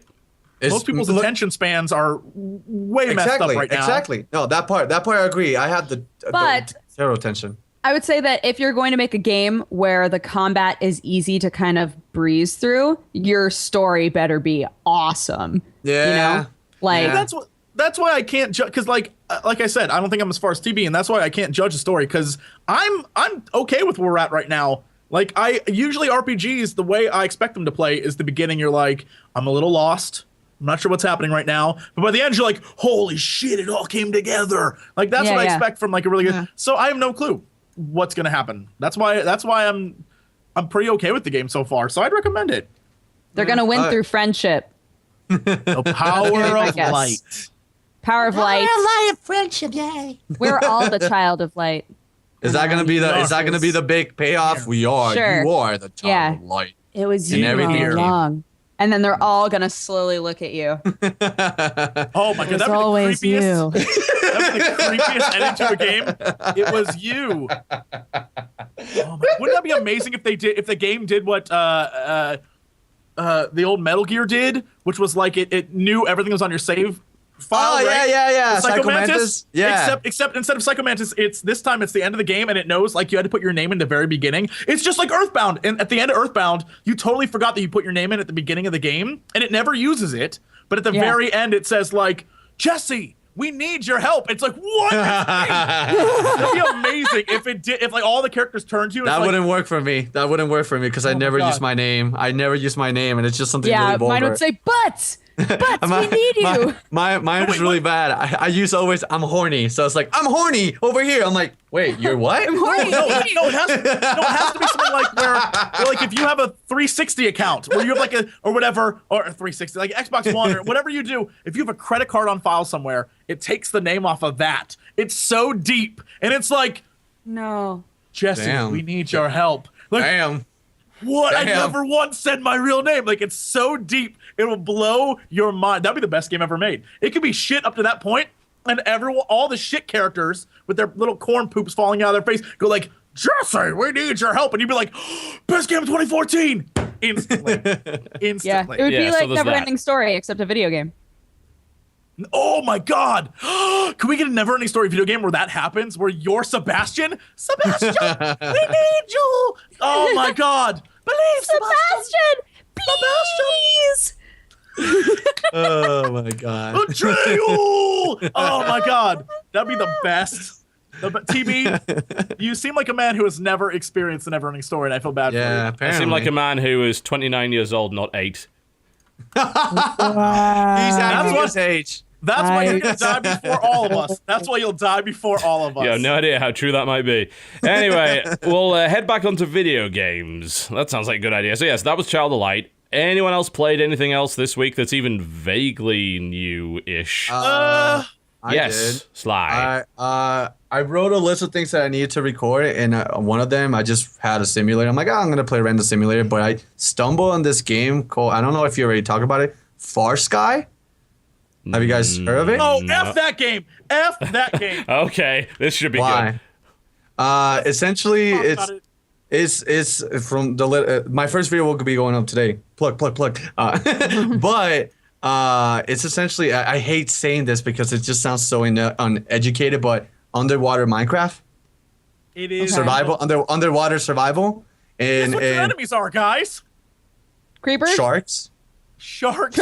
Oh. Sharks. But again, like I haven't explored I haven't really fully gone into this yet. So I just, it feels new, and I have a big fear of like underwater. So for me, this is interesting because like. Oh, you have a Bioshock drill, it seems. Just watching some footage here from Mathis Games. Yep. And there's And fucking rays, and what the hell is this? Nope. Sharks, not having it. Not feeling it. I Man love it. was I not love it. I got designed to be attacked. underwater. I got attacked by one of them. I got by one, like my first experience. Like I noticed like light was going down and like the ocean got darker. I'm like, what the fuck is going on? And then this lady says, "Be careful. They're coming for you," or something like that. She says something like that. I'm like, what? I'm reading this, and as soon as she says that, I turn to the right, and there's just a shark going straight at me. I'm like, ah, this is awesome. Like it's cool. And then like I'm a hoarder.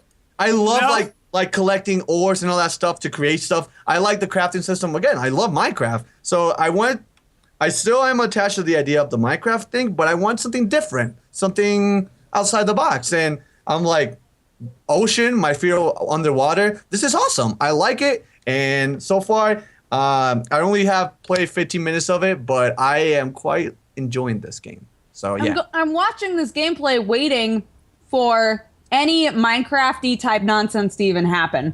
You don't so see far, the it hasn't. you don't see It's the not if bar. you're clipping through walls. I guess this thing is on early access right now, is it? Yeah, it just came out recently. It's but again, like it's a very simplified more Minecraft, but I like the idea of underwater. And like I throughout the whole time I'm like, all right, I need something to, because I started getting hungry. I'm like, oh, I'm getting hungry. What the hell is going on? So I'm like, oh, cool. I need to create a weapon place to find the things I need. So I get a harpoon. I'm like, oh, cool. So I guess now I have it. No, you needed to create a weapon and like a shooter thingy. And it was cool. It's really, really, really cool. I like it so far. Drilling right now. He's drilling right now. It's going hard. Drilling is happening. Drilling. So that's and you get that right away. You can, I don't know what the upgrades are and anything. What, do you have a problem with sharks, Jesse? Is this a thing? Oh my god, it is my irrational fear. It is my irrational fear. I do not F sharks. I swear to God, the first memory I have no memories before this, is being in a hotel with, I don't even know who. A it shark? doesn't matter. You were sleeping with a shark. That's terrible. A shark touched me, guys, and I have never been the same. No, I think there was a babysitter, and she put on Jaws 2. And ever since then, that is my first memory. I remember What a nothing shitty before that. babysitter. At least, Right? well, at least yours. Well, Right? mine gave me food That's- poisoning. yeah. So my babysitter gave me food poisoning. At least yours just scared the hell out of you. I can't function anymore around literally anything else. After a while, I just get like, if it's a scary game, give me like 5-10 minutes, and I'm like, oh, F this. I figured it out. I get the scares. If there was a game called like the Shark Game, which there are a few, F that business. I would never get over that. But yeah, no, the game seems outside from your normal fear of sharks. I think a lot of us fear, or if not, if we see one in front of us, we will start fearing them right away. But Sure. aside from that, you're collecting. Right now, I'm playing like just a campaign or whatever. So you're collecting these parts of submarines, and you have this little radar and everything. It's really, it seems like a very good, like, it has a lot of potential. We'll say that. I just want, for me, I was telling in the recording, I was like, I just want to see more aquatic forms. Like, I just don't want to see the shark. Right now they have sharks, dolphins, hammerhead sharks, which is still a shark, but a different kind of shark. Dolphins are tier 3 enemies, if you didn't already know. Huh? So smart. Right over my head. But but yeah, no, it's a really cool game. And hopefully as I go on, I'll be able to tell everybody if it's worth it or not. But the little that I play, solid. I'm like just like, oh, this is awesome. So yeah, it gives you the awe effect. So yeah. But I wonder what it's going other to than take that, for games to not be like Minecraft. I mean, looking at it, it seems extremely similar to the way that Minecraft does things. Even visually, it looks very similar. Maybe it's a little bit higher What? res in terms of textures, but yeah. no, it looks kind of Minecraft-esque. It's first-person 3D animation. That's Yeah, Well, no, so is the- Minecraft. It's just not very good third-person Yeah. 3D But like animation.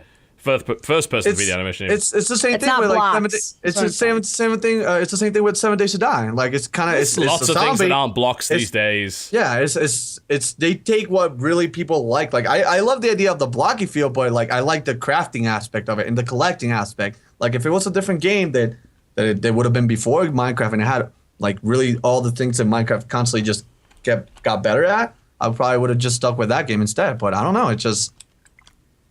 It's Jesse, cool. was I this like. the game that was playing on the Sony VR headset when you put it No, on? no. No. The game that was at GDC was called like Deep or something like that, and it's literally just I have no idea what the game's about, but literally the demo that I played is you just go down in a shark cage underwater with a light, and then all of a sudden a shark attacks you, and F that business. That was too real. That was too real. I was like, nope, take it off.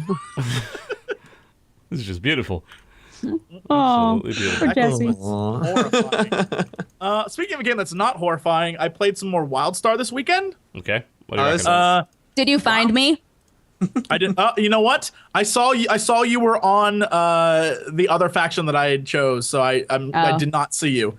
But I chose the basically the evil Empire guys, and we just are the best. When you're bad in that game. There is no like, oh yes, no, they're both sides are equally just in their causes. No, if you pick a bad guy, the first thing you do is like you torture people. Holy fuck.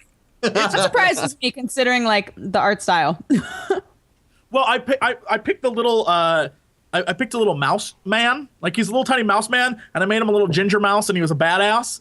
And then I went around, and they're like the scientists of the group. So I made an engineer, and as an engineer, you get totems, which are basically just little robots that follow you around, and like one's an anti-air and one's like a tank, and so you can make your own little party. Really, I'm sure there's a better way to make that character that will help like end game, but it was fun for leveling.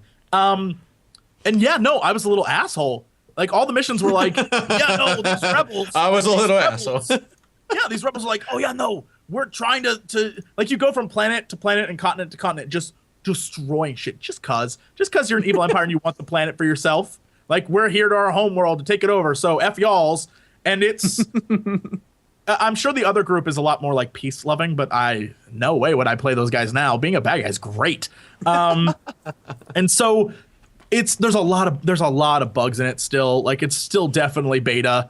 But one thing I did love is that if you click on a quest, rather than give you a map or give you whatever, it gives you an arrow on your screen that points you in the direction.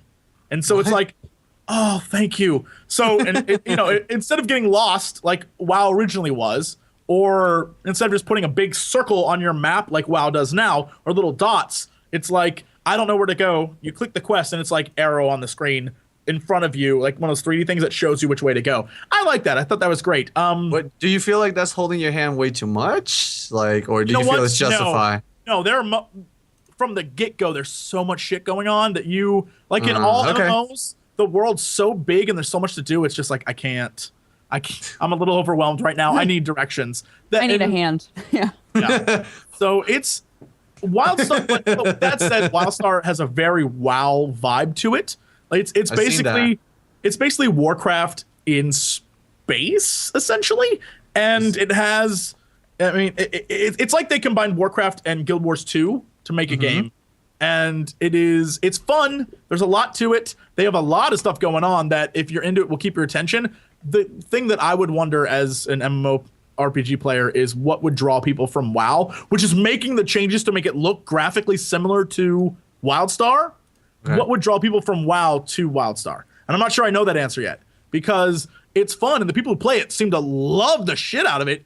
I just don't know that it would steal people away from the big thing that people are just comfortable playing. It's not just that. I think a lot of people are willing to give those kind of things a try, and we always see those huge spikes in people's like, you remember the old Battle.net posts many, many years ago. It's like, Warhammer Online, gonna be the WoW killer. Fuck you guys, I'm out of here. And those guys like back 2 months later.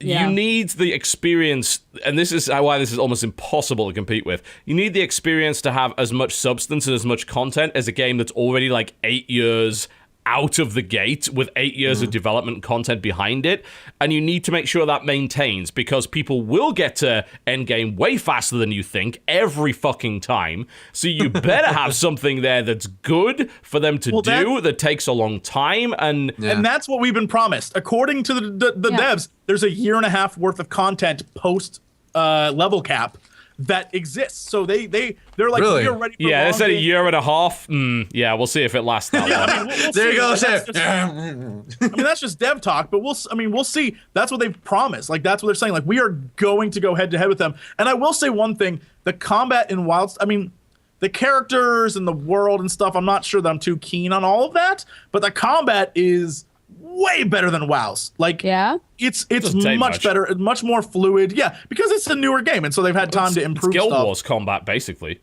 Really, it is, and it's very, very fun. But again, I don't know what would draw people away from WoW that are already playing WoW. I don't know that there's a reason to play it aside from it's new. And new things scare the shit out of people, and so they have to have something to draw them. And I don't know that there's a big pool because, like, for example, Star Wars or Elder Scrolls, there's a franchise behind that. So even if the games didn't turn out good, there's still something like, oh, I know about that, so I'll go play it. WildStar has no basis that people would really know or care about, and so it's going basically on word of mouth. And I don't know if that's enough to keep it going. I don't know. Listen, no. Did you see how WildStar went like out on PAX? They went hard. They went. everywhere. Listen. I seen like I was walking from my hotel with my friends. Benches, fucking garbage disposal areas of WildStar. I'm like, yeah, like as soon as I arrived, I saw a taxi and it had WildStar. I'm like, you guys are really, really trying to get the word out. Like essentially, PAX was WildStar City, and I really got big. Like the two things that really stuck out was Evolve and WildStar. Like really just came out because like they were pretty much like. But like WildStar was like shoving it in your face, like to the point that it made me feel like, and I hate this, but like I was like, it felt like it was so pushed to my face that I didn't want to play it. Here's the thing that I think will be interesting that I can't wait to see what happens. The boss fight that I got to see and be involved with was essentially the WildStar version of the Naxxramas dance. So people who played Nax know that fight, which was like slime shooting up. You have to move around certain patterns around the map, right? Except this one was you move around in certain patterns while shit's crumbling around you. Then you have to change your pattern while you're moving. And all I can think of is the problems we as a guild had doing the dance in Naxxramas would be amplified by 12 billion %. Because if one person screws up, you're done. Yeah, really? And I imagine Hagen dance, man, that was a thing. I imagine that raids will be a thing of, like, I want to watch those because I imagine they'll be hilarious to watch in WildStar. But I don't know that I want to be a part of it because I imagine I would lose my shit ever. It'd be like hours of your life wasted, just like. Oh yeah, it would be right back to it, and if, you know, and I don't know about you, but I don't have time to deal with that shit anymore. That's the main point that I've got about it. I would kind of love to do that stuff again, the big 40-mans, and make that slow but really satisfying progress. And then I just don't want to do it because I realize, oh yeah, I'm not a student anymore. I actually have I've got shit to do. That's a bit of a bind. And honestly, that's why, even though I think Star Wars The Old Republic was not a great MMO, for a guy who doesn't have enough time, the single-player story was fantastic. And when I got to the end, I was like, good for me, I beat that. I feel really good about the end of that story, and I loved what happened. And I was like, great, I'm good.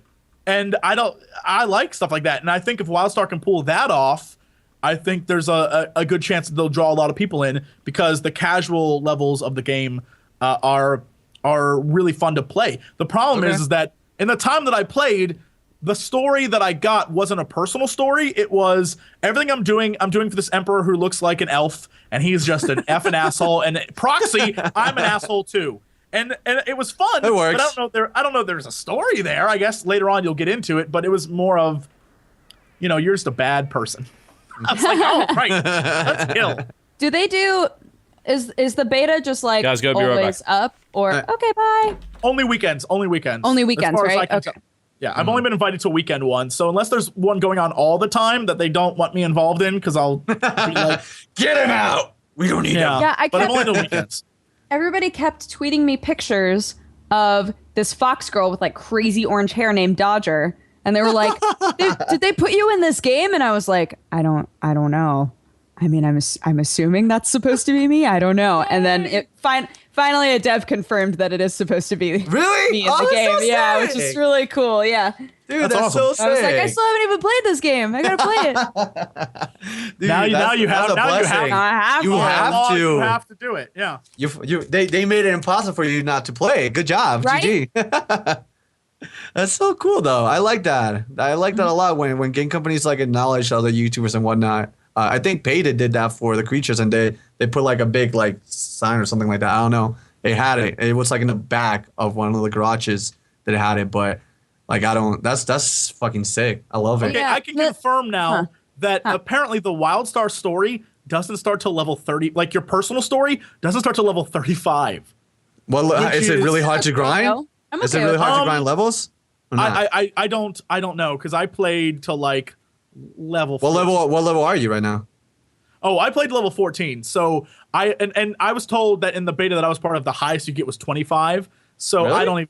I don't even know. Maybe you have to pre-order it. Look, I have no clue. all I know is what I played, and I mean, it's really, really fun. I am just one of those people who is constantly like, all right, what's the downside of it? As an MMO player, I'm constantly miffed because I never, ever since, I had that moment where I was like, oh yeah, no, Rift, that's gonna be the game I'm gonna play instead of WoW, and Rift sucks. And like, oh yeah, no, I'm gonna play Star was Wars real instead weak. of WoW. And Star Wars was mediocre at best. Like, oh yeah, no, Elder Scrolls looks great, and then Elder Scrolls was nothing like I thought it was gonna be. Like, I can't take it anymore. Like Guild Wars, even when Guild Wars started, I was like, guys, it's a lot of hype. I don't know that I believe it. And everyone was like, shut up. There's a video of people like, fuck you, Jesse, you don't know what you're talking about. And Guild Wars came out, and people were like, it's okay. That's I was all like, what did I tell you? And so Yeah.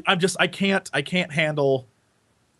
MMO is all hype, and I can't handle it anymore. I want. Well, I just just can't. I want it can't to be invest good. it. I can't. Like seriously. Like MMOs requires a specific kind of person. Realistically, out there, anybody out there that plays MMOs, you're a special kind of person. You have the tolerance to go through a lot of things. And like me personally, like I tried it.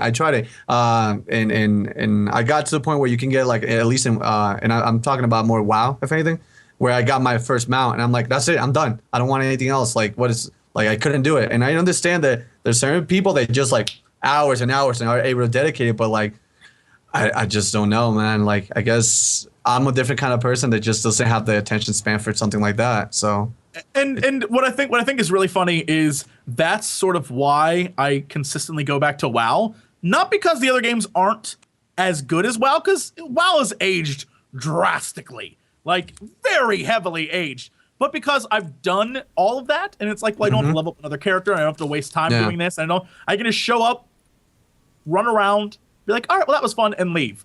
And it's like, that's what I need from games now, is more of that. Like the time commitment levels, things like achievements kill me now. Before it was like, oh, I'm gonna get this achievement because it's so fucking awesome, I get this achievement. Now it's like, achievements are the worst. If there's one thing I love about Nintendo, they do not give a shit about achievements. And it's like, thank you. I used to be like that too. letting me play. When PlayStation came out, I was like, I need to 100% this game because achievements. It was like just a big EP thing with all my friends back then. But now like achievements mean jack dilly shit. Like The only thing that I still love about achievements is the names of them are typically pretty funny. Yes. I like when they pop up and I'm like, that's clever. And then I move on with my life. Yes. But I don't care if I get all of them.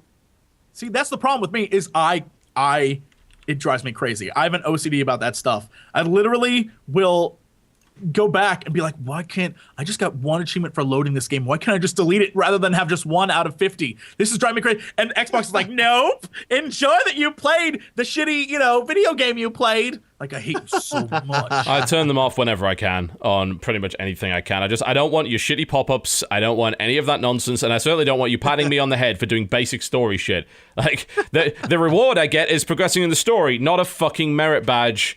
I didn't earn this.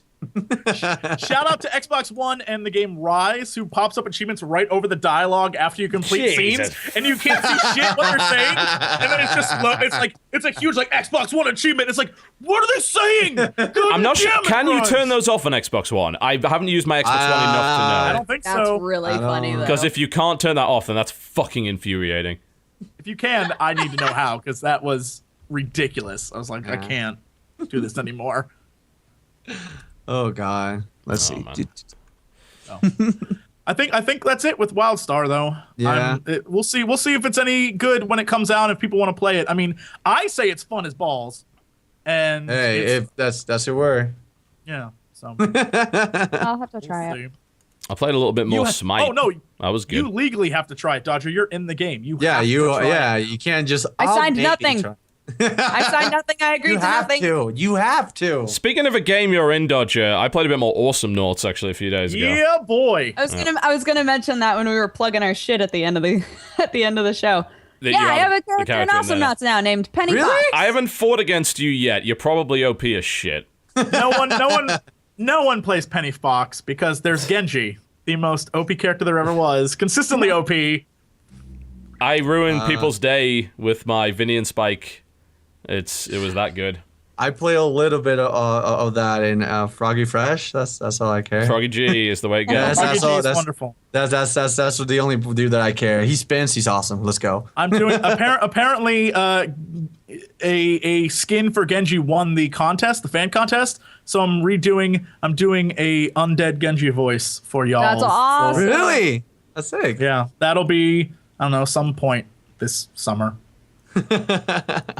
That's sick. That's really freaking sick. awesome. And have you played your character yet or not? Yeah. Oh, I played that game like both crazy. of you. Both of you.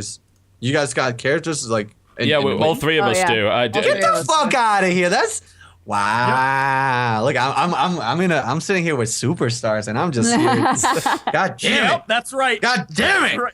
That's right. Superstars. Damn it. Yeah, Penny Fox launched at PAX East, and so I played her, and it was so funny because all of these people were like over my shoulder watching me, and I was like, please don't watch me because I'm really bad at that game. So like the whole time I'm just like, I don't know, I'm gonna died. So hey, I do feel like I have to just get good You with good? Penny. That's it. Yes, Yeah. it's yeah, As no, long as I'm no. good with her, then It's- I can pull Jesse's and I can just like walk up and kill everybody and be like, see you nerds, and then leave because that's what Jesse does.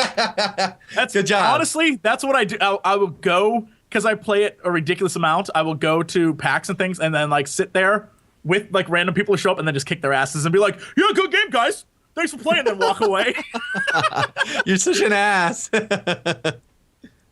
I But, enjoy hey, it. that's what I do when I know Smite goes to any event, and I'm like, oh, they have Smite. The other people, I'm like, this is the first time I ever play Smite. Let's give it a shot. You're an asshole. You're an asshole. Especially considering what happened to that Smite launch tournament. You're a fucking dick. No, that's what I do too.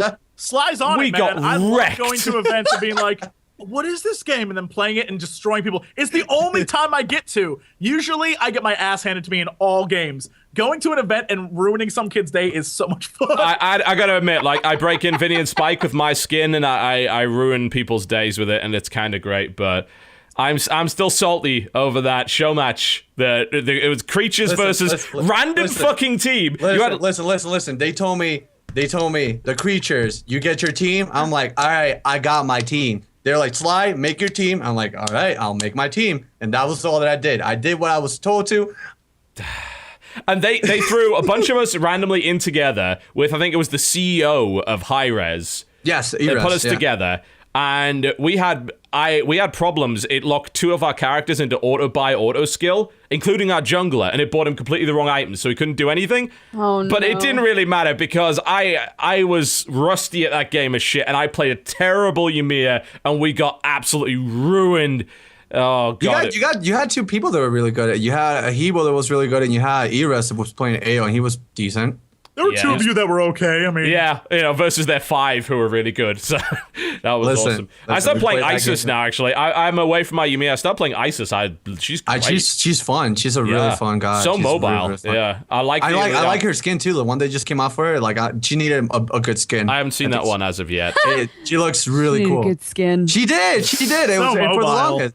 And for the longest, I was like, Hades needs a good skin, and finally they gave him not too long ago a good one. I'm like, finally, good job. Like, so, Smite's really good, man. Like I said, it's out. You can buy all, and I love that they've done this, but the ability to buy all gods and all future gods for $30 instead that's of like, being locked I haven't into seen it. Does anybody else does that? I don't know. The I only don't know the that. only one that did was like I think Heroes of New Earth when it first came out did that. These days, no, like no other like Dota style game does that. So you can just the ability to just buy in at 30 and just say I've got access to all the gods and I don't need to worry anymore. Right? That's great. Like, I that's love so it. much I love better it. than I getting love it. into, like, the League of Legends thing of, if you want to buy every hero in this game, it's going to cost you hundreds of dollars. And you have to buy Yeah. Riot points to do it. And, like, you Yeah, know, obviously, that like, just there's no competing with Dota, you know, the freest of the free.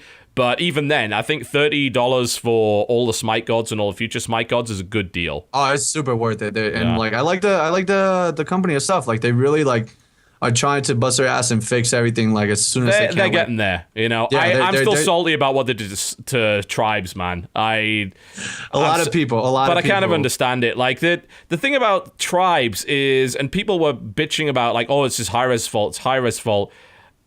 No, and they were saying, oh, you know, well, they should have just made it a $30 game that you buy. No one would have fucking played it, because that game has a barrier to entry, and it always will. And all the Tribes games have had a barrier to entry. And as much as people like to pretend that Tribes was this bazillion-selling game back in the day, no, it fucking wasn't. It was not an easy game to play. It was awesome, but it was never really played hard it. to be good at that game. I never got to play it. I never got to play it just because seeing a little bit, I'm like, how the fuck am I going to be precise with fucking this? difficult. It's hard. It's like And I always the say joy Halo of on it. crack. Halo on crack. That's why I always say I'm like Halo on freaking Well, crack because like it was too fast. Well, I mean, you know, It's the original fast. Halo definitely took some ideas from Tribes 2. There's no doubt about it. Like, you know, back in the day, Tribes 2 really, and Star Siege Tribes in general, were groundbreaking. And even now, you know, Tribes Ascend is still kind of groundbreaking because most games don't do it. And I love the skiing in that game, but Tribes was fucking difficult. It had a really high learning curve. If you want to point to why Tribes failed, it's not because of Hi-Res. Hi-Res fucked up a lot, but Tribes failed because people don't want to play something that's that fucking difficult. People, they suck. Well, what about Dark Souls though? Dark Souls is a single player game. You don't have to display your bad skill to the Well, world. that's what that takes what you just said and makes it people don't want to play something difficult. They're still playing and the game is difficult, so that kind of Dark Souls, absolutely, but a competitive multiplayer game where you just get completely wrecked so hard in that game. And people will say, no, I don't think that's fair. I don't think it should be like something that a game that's so like advanced should shit on you right away. But I mean, what choice do you have, really? yeah, I know It's- people. Yeah, You can't they just play ignore that. half the game mechanics. Like, you know, Yeah. if you want to be good at a game like that, you have got to learn it, and you will get wrecked in the process of doing that. There was like a little bracket, but once you got to level 10, you were thrown in with the sharks, like with everybody. And people ask, oh, what about StarCraft 2? Guess what? A lot of people don't fucking ladder on StarCraft 2. You know, we talk about dead game, dying game. A lot of people don't ladder on StarCraft 2 because it's fucking intimidating. And it's this, you know, Tribes was intimidating as well. You have to learn a lot to be even close to being good at that game. In a game like Dark Souls, you can fuck up on your own and no one has to see your failures unless you're a let's streamer. be clear, with Dark Souls, it's a difficult game, but the reason people are playing it is there's a lot of hype behind it right now. That's a true, lot yeah. of hype. And there are a lot of other difficult games that are just as difficult that people do not play. Yeah, Because they're yeah. difficult. Dark Souls has, ever since the last one, there was that big wave of like, holy shit, hype. When It's the new one in came out, thing, it's you know? yeah, it's the thing people want to play because they want to be involved. It's sort of like yeah.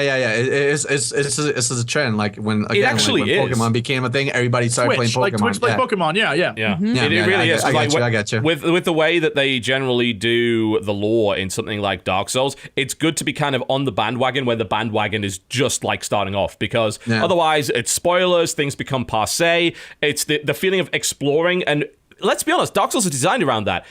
Because even though it's like uncovering lore. uncovering yeah, lore yeah, you have and to like do that. other people are in your world but kind of not, so you're always feeling like you're not entirely alone. Obviously you get invaded and you can go to different worlds and things like that, but like even just seeing the ghosts of other people, you feel like you're along for a kind of collective experience. And I Yeah. think that you don't feel that as much when you get on the bandwagon way later. So people were just ready to go with the PC version, all jumped on at the same time, and you know kept an eye on the death counter and saw all the messages and everything like that. And that's kind of a real strength of it. But something like Tribes, again, I like Tribes. I think Hi-Res fucked up a lot with it, but they didn't fuck up as much as people believe that they did. Yeah. I do not believe like yes, there were some guns that were OP, but they were certainly in the minority. And I don't think it was a pay-to-win game. I think they could have certainly done the business model better. I don't think the class system was necessarily the way to go. But the core gameplay was still fucking fun.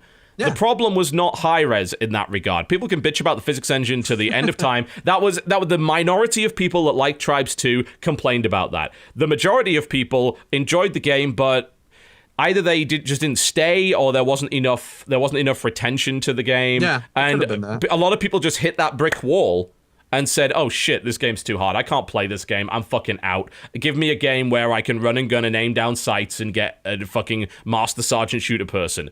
Master Sergeant Shooter Birthday. Exactly. Give me that. You know. So I think that a lot of Hi-Rez definitely did a lot of bad things with Tribes, but they did also a lot of good things with Tribes, and I don't think Tribes could have ever succeeded, like truly succeeded.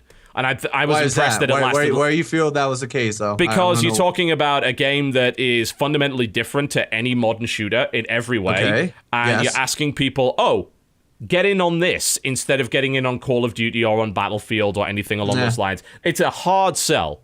And really, even explaining Tribes to someone that hasn't played Tribes is fucking ludicrously difficult. So the question is, though, do you feel if it had more, like, I guess, hype or bandwagon behind it, and more people would have been in there, and I guess more people would just, like, made, like, a cult of playing the game, kind of like what happened with majority of the big games that kind of just blow up? You think that would have saved it or not? I don't think it would have saved it ultimately. I think it would have helped it in the short term, but I think inevitably that game probably would have just died off.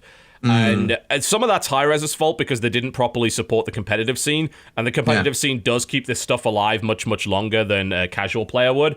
But still, I think that the barrier to entry in a game like that is very, very high, and players just struggle to really get engaged with it. And if it doesn't click with them very quickly these days, they just go. You can jump into Call of Duty, kill some people, and you're instantly in there. With Tribes, it's like, welcome to Tribes. Prepare to get fucked for 20 hours. And we're not even going to buy you dinner first.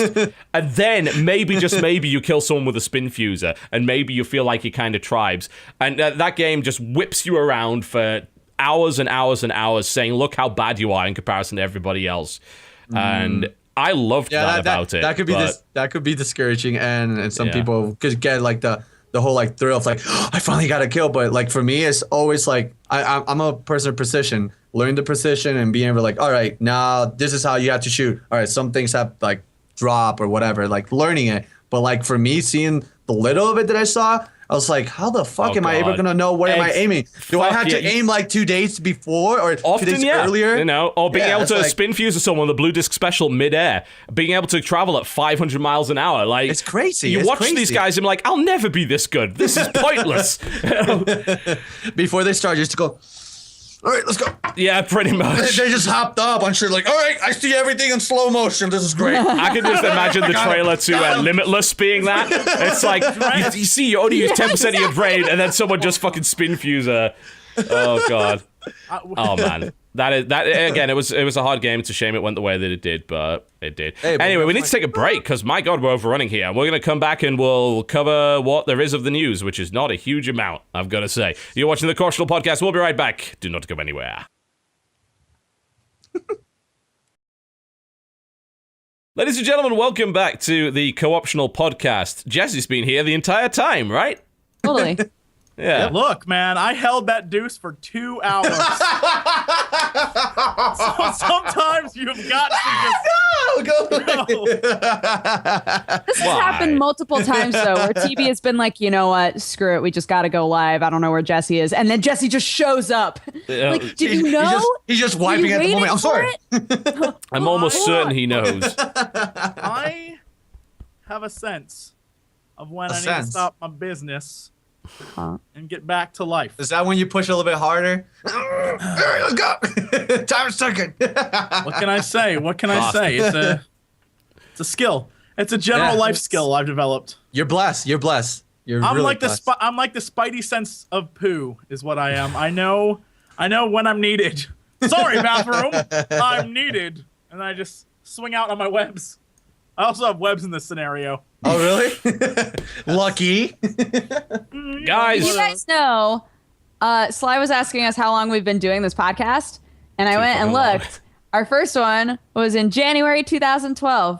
Yep. You've been doing this for a long time. Yep, over 2 years. So now it's time for remix. I'm going to change the format of the show by moving one section slightly earlier. What could it be? What do you mean? I think we're going to do releases earlier than Whoa! What? Because that lets us talk about video games more instead of stupid, shitty news that's pointless right now. Speaking of shitty news, guys, when I was in the bathroom, Jesse, shut the fuck up. So on April 29th, 2014, The Amazing Spider-Man 2 for PS4, PS3, Xbox 360, Wii U, PC, and 3DS comes out. Full circle. Yep. Just got my code for that. Did you play the original Amazing Spider-Man game? Was that gonna be bad, TB? I heard a lot of bad things. It was all right. This one, apparently, they don't do the web bullshit of swing on fucking clouds like they did in the original. As you remember how well, maybe you don't remember because you didn't play it. That's right, we talked about that. Yeah, in Amazing Spider-Man, the shit never attached to anything. You just swung. Now, it actually does. So, that's good. So, basically, it's a bit more like Spider-Man 2. It's a bit more open-worldy and shit like that. So, I'll play it. We'll see how it goes. Shit like that. Yeah. I just love how you said it. That's my technical critique. That's like where I get really fucking high. I'll take it. I don't. Fuck it. Let's go with it. All up in your grill. Next up is Daylight for PC and PS4, which we played on Friend Zone and I did not find scary at all. But yes. it might have been because it was on Friend Zone and That doesn't help. Why? the juxtaposition of a colorful set with everybody in animal costumes trying to play what is Daylight. a scary game. Yeah, that's not gonna work. That does not Yeah, work. it didn't work too This well. is the new You have to play- you have to play Scare Cam like this. Frenzy game because it's actually in some places procedurally generated, so not everyone gets the same experience. When I did it, I did a really early preview on Daylight at the last PAX that I went to. So it must have been about a year ago. And I was speaking to the dev in the process while I was doing all of this. And he said, yeah, they're going to have a way of sneaking things into the game without telling you. Oh. And apparently they figured out a way of making it like not obvious. So they can actually change the game up dynamically. In Really? order, like if they find out, because they've got a bunch of feedback, if they find out the bit's not scary, they can actually make it scarier and actually remodel the game, but That's without it smart. coming up in patch notes. So Right. I That like sounds that. interesting. Oh, that's cool. I like That's- that too. But God, that terrified me. Daylight got him. Ladies and gentlemen. I guess he was fucking- playing that's- Daylight. Those, I guess we already did that. We already played Daylight, and Yeah. we did get This is the spooked. end of the creatures. If this is it, if we guys, this could be it. This could be it. The creatures are done. This is my no. time to make Jesse and the creatures a new rock band. No, Fucking here's hell. the thing that I've heard about Daylight that I'm not like. I just tried to find more images and stuff of it. I've heard what I imagine is a lot of the reviews I think would probably say the same, that there's there are jump scares, but between jump scares it's a lot of walking around doing jack. Yeah. And you said you played Sounds it. like I a mean, ninja. is that the case? Because I don't. Yeah, you have that's to ask one thing Sly about that because the build that I played was really Yeah. old. I didn't play for that long. I played for like 5 minutes. That was the Okay, series that we let's did. maybe ask Dodger about it. Well, because like, I mean, you have one hand that can use random items, right? And then your other hand is literally just a smartphone that has a map on it because you're walking that much that you need a map constantly just right there. Helps to have a map, So- so I'm told. So yeah, like Ken was walking around trying to find the key for this room, and at a certain point he was like, "I give up. I don't know. I don't Like, know where that's- it is. like, I mean, that's- I've been in every room." But that's a lot of that's horror, the though. thing- Like, if you're going to take the more modern horror genre of we're going to... I never pronounce this word right. Tell me this is right. Is it eschew or eschew? I'm pretty sure it's eschew. We're going to eschew combat entirely. And we're just going to go for the survival and the exploration experience. There's going to be a lot of fucking walking. Because you can't do the whole scare over and over again because it becomes less effective. So that means you're going to have a lot of downtime. You're going to have a lot of puzzles and exploration. Yeah, Otherwise, exactly. the genre doesn't They work. need to like lure you into a false sense of like, okay, nothing's gonna happen, and Yeah, then yeah. scare Yeah. you, which unfortunately means that there's just it can feel slow at Yeah. certain But I points felt of the game. I felt when I was playing it though, like for the little time that I played, I was always like on. Well, maybe this is just me because I didn't even finish Amnesia, but I was in the sense of like always like waiting for something because I hate when games just completely strip you out of any defense. No. And I was just like, something's gonna happen. I know it's gonna happen, but when? And I was just waiting for it. I was just clenching my butt. I was like, something's gonna happen, and that your so butt? it did. It's just like, a strong that's- butt.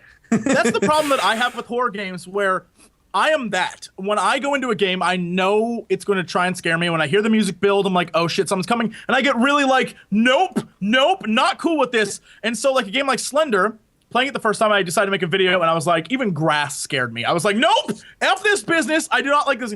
But what is that? Fight us! Right? Like, because you know the whole premise is he's always going to be right behind you. So you never want to turn around. And I'm more scared of turning around and getting that loud noise than I am anything else. And so that drives me crazy. But then you have things like if you go back to the game and you see people who do Let's Plays of it, who did many Let's Plays, it becomes less scary and more freaking annoying because all you want to do is beat it. I had the exact same experience with Amnesia. I had the exact same experience with Outlast, where the first couple hours you're like, oh my God, why is everything so scary? And then at a certain point, a switch flips, usually when you get killed by a monster, or usually when you see the monster face to face. Like in Amnesia, I jumped up on a boulder or maybe like a box, and the monsters were standing right looking at me. And at that point, it became less like, oh my God, I'm so horrified, and more like, oh, look at his little stupid smile. Yeah, it becomes, after that, it becomes tag in that game. Like, it's like, all right, I'm just running, and he's just trying to tag me. And so that's my whole annoying. Game is... And that's like, even Outlast eventually becomes, I have to hide in rooms and sort of do like a Scooby-Doo thing where I run from room to room trying to avoid this giant guy who's trying to chase you. And it becomes less fun and more super annoying. And I think that's why I love being scared. I like being scared. I don't like the moment where, and I think this is one of those things that translates to all horror genres, which I like that directors do this a lot in movies, which is the more you see of what you're afraid of, the less scary it becomes. And so video games are criminal about just giving away the scare. Like, oh yeah, no, here's the big monster or whatever's chasing you. And I'm trying to think what the name of the game is, but it's a game where you're like trapped on an island and there's a monster chasing you, but you never see the monster. It's always present. It's always there. And it's either like a panther or some shit, but it's chasing you and you never actually get to see it. And I was like, that's a fantastic, like, that's scarier than anything else because you never know what you're looking for. And but the only thing I don't like about that is that certain games do that, but they don't, like, when you get to the end, they leave it like that. Like, you never knew. I'm like, no, you can't do this. This motherfucker was chasing me through the whole game, and you're not going to let me just, like, turn the page and be done with this. Like, they just want me to, like, be scared forever. I'm sorry, but that's not going to happen. I think I'm going to play Yoshi's Story. I'm going to forget. Like, that's the fallacy with scary games, is that now, especially where you're a person in being chased by a monster or whatever, in reality, if I ended up in a room and there was like rocks on the ground or pipes or boulders, I would try everything to hurt that monster. Yeah. And it aggravates me that the hero's like, I'm just gonna hide in the corner. Like, no, bitch, get that lead pipe and beat the shit out of that guy because he's doing nothing but running after you. Like, grow up and fight him. And it angers me that you never have that option. Well, that's what happened. That's what happened when we were doing Daylight. At one point, I got really like scared, and then that happened. Just went. And I'm like, and I'm just chasing. I'm like, spooky monster, come! Spooky monster! Like, I'm chasing the monster because at this point, I'm just, over it, aggravated. I want to see it, but Daylight did it, so like, you never really got to see at least to the point that I play, you never got to really see. You only saw like figures, like a little girl or spooky ghosts in the corners being all spooky or whatever. Like, that's which it was cool. I mean, what else are they gonna do? Yeah, spooky ghosts. Too spoopy. Too spoopy for me. Too spoopy for me. But yeah, no, that's it. Anyway, next game coming out today is Raiden 4 Overkill for PlayStation 3 Network. That being that's a side-scrolling shooter, if I recall correctly, isn't it? Oh, isn't that like with the planes? Like yes, yeah. Yeah, it's like starships and everything. That's really old, isn't that? The puppet Yes, game. Like super old. Yeah, it's but old as fuck. Raiden 4. Was a weird one. Shit, I talked about this years ago. Yeah, I thought about this. I'm like, hang on a minute. I remember talking about this I had a very old podcast, and you can steal this name now because it's pretty much done. I think other people have called Gaming the System, which was a fantastic name for a show, by the way. But I had my co-host who went by the name of Swag. This was before Swag was a bad thing. This was in 2007 where people like didn't, that was okay. He was a big fan of the old Japanese Raiden games, and he did a review on Raiden 4, which came out in Japan in 2008, and then it was brought to NA in 2009. So it looks like, and I believe it was 360 exclusive. Yes, it was. So you're telling me they're bringing it to PS3 now? Yeah, is this a port? PS4. Or is PS4. Is it PS4 or PS? No, it's PS3, PlayStation I'm 3 sorry. Network. Okay. PS3 Network. Yeah, so they've Okay. they've ported the arcade or well, they probably just ported the 360 version of the PS3 then. Interesting. So yeah, I mean that came out 5 years ago. So it's about fucking time. Next up, which I'm really excited for, JoJo's Bizarre Adventure All-Star Battle for PlayStation 3 and PlayStation 3 Network. Man, it's finally been a long watched the time to play anime. JoJo. Yeah, I don't know anything about the anime. And now I really, really want to play the game. But I did play JoJo's Bizarre Adventure on the Dreamcast, and it was a fucking awesome fighting game. So I'm interested for Yeah? that reason. There you go. Dude, so many poses. Just ripped dudes posing in crazy outfits. That's all I want. That's all I Okay. want out of this game. All she wants. So you That's all probably she get it. wants. That's what give the lady what she wants. Get Thank it. you. Two of, Thank you. Two of those. Thank you. Two. All right, two. We're getting you two. Okay, awesome. I also think, by the way, I think on Friend Zone this week, we will be playing JoJo's Bizarre Adventure. Ah, look at that. Wow, guys, Sweet. that's a reason to tune in to Yeah. Friend Zone. Get Tune in in there. a Friend Zone and your Kikurumis. Next Friendzone, game is sometimes Bust a funny Move. gameplay, mostly stupid costumes. Yep. Wow. My endorsement. It's my life. It's my life. That's all I live for. Next game, Bust a Move 4 for PS1 Classics. Is this Question mark. dun, dun, dun, dun, dun, dun. Yes. Is this Yes, Yes, I that's love this exactly what it game. is. That's exactly Dun, what dun, it is. dun, dun, dun. Boom. That's such a fucking basic game, but it's so entertaining, especially when you play against other people. Oh, it's so good. It was released in 1998, so it's a little bit out of date. But to be fair, how the fuck do you modernize Bust a Move or Puzzle Bobble? I think it would don't. ruin it. Realistically. Yeah, you don't. The format's good. Just fucking use it. Or play the 10 million clones that are available on iOS. Yeah. Oh, God. More releases. What else? What else? Next up, Rambo, the video game for PlayStation 3. Fucking terrible. Don't. Can we take a moment as a society to Okay. reflect on the fact that the first Rambo movie has one death in like 90 minutes of film, and has nothing to do with the other movies, like plot. Like it's literally the first Rambo movie It's is a fucking totally classic. yeah. It's this game is like fuck all that. Let's murder people. It's like that's not what Rambo was about. Later Rambo became an. Later Rambo was him like having a head-on with a helicopter and a tank. Like that's garbage. Old Rambo was good Rambo, and I want these. If we could have a game like that where you're running through the woods being chased by cops, that'd be a great Rambo game. That'd be fantastic. But we will never get that. So, whatevs. Whatevs. And finally, today is Scourge Outbreak for PlayStation 3 Network. Yes. Which is a... I have nothing. I don't know nothing It's about that. if I recall correct, it's a co-op kind of shooter thing. It's on Steam. Apparently, Is it's it not like that side great. scrolly, first person? Nah, third person. It's like a four-player co-op sort of thing, mostly kind of wave-based. I do need to have a look at it at some point, but it's got mixed reviews at the moment. Okay. So that's that. Tomorrow, Steins Gate for PC comes out. There's Anime! yes, there's a lot of Anime. hype behind that. Apparently, it's a visual novel, right? Looks I like- don't know, honestly. I'm looking at it right now. I'm, lots how the of hell are maids. you? How the hell do you not know about this game? This is you in a game. Really? Maids. Wow, no, it's Lots just of a maids, game that you would sexy like. maids. It doesn't There's already have much There's already cosplay gameplay. for this? Does it? Really? Has this existed for a while? Steins Gate is already an anime, I think. Of course it is. Whatever. Yep. So The what? Wikipedia says Steins Why Gate you gameplay say- Why you requires say it like that? requires little interaction from the player, as most of the duration of the game is spent reading text which appears on the screen. Big fucking surprise. Yeah, Oh, it's a Japanese boy. visual novel. So Yep. which Yep. is that? But for some reason, I- it's got a decent amount of hype behind it. So I guess it's a good visual novel. I don't know. Yeah, a lot of people Because think the maybe anime because is the great. anime is good. Yeah, maybe because it's The anime people is like- apparently very good. Very good, apparently. Yeah, a lot of people are saying, yeah, the anime was so good. All right, then Interesting. I'll take your Well, word for there it. I will take your word for it and not Yep. investigate. Next up, Child of Light, which we already talked about. For PC, PlayStation PC. 4, PlayStation 3, Xbox One, Xbox 360, and Wii U. Yep. Damn. Arena, Clash of Champions. Champions. Is that a typo? Is that really what it's? No, it's Arena, really like spelled that way. AE? AE. Really? Yeah. It's been on early access for God knows how long. That's too damn clever. You got to cut that out, guys. You got to cut that out. Arena. Hey, Arena. It is set in a setting that they just made up called Ether It's Punk. set in a setting? Etherpunk?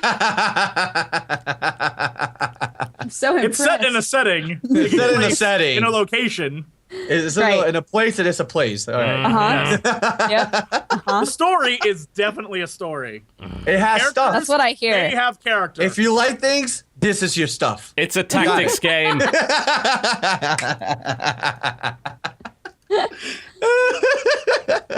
For TV. Poor All right, TV. what else we got? What else On we May got? 1st, we have Stick It to the Man for Wii U. Man. What is that? I don't know. Stick to the it's man. It's a game about a sticking things to platformer game. people. It's Yeah. a platformer game where you are a little like dude With a hand. A little out his head. dude.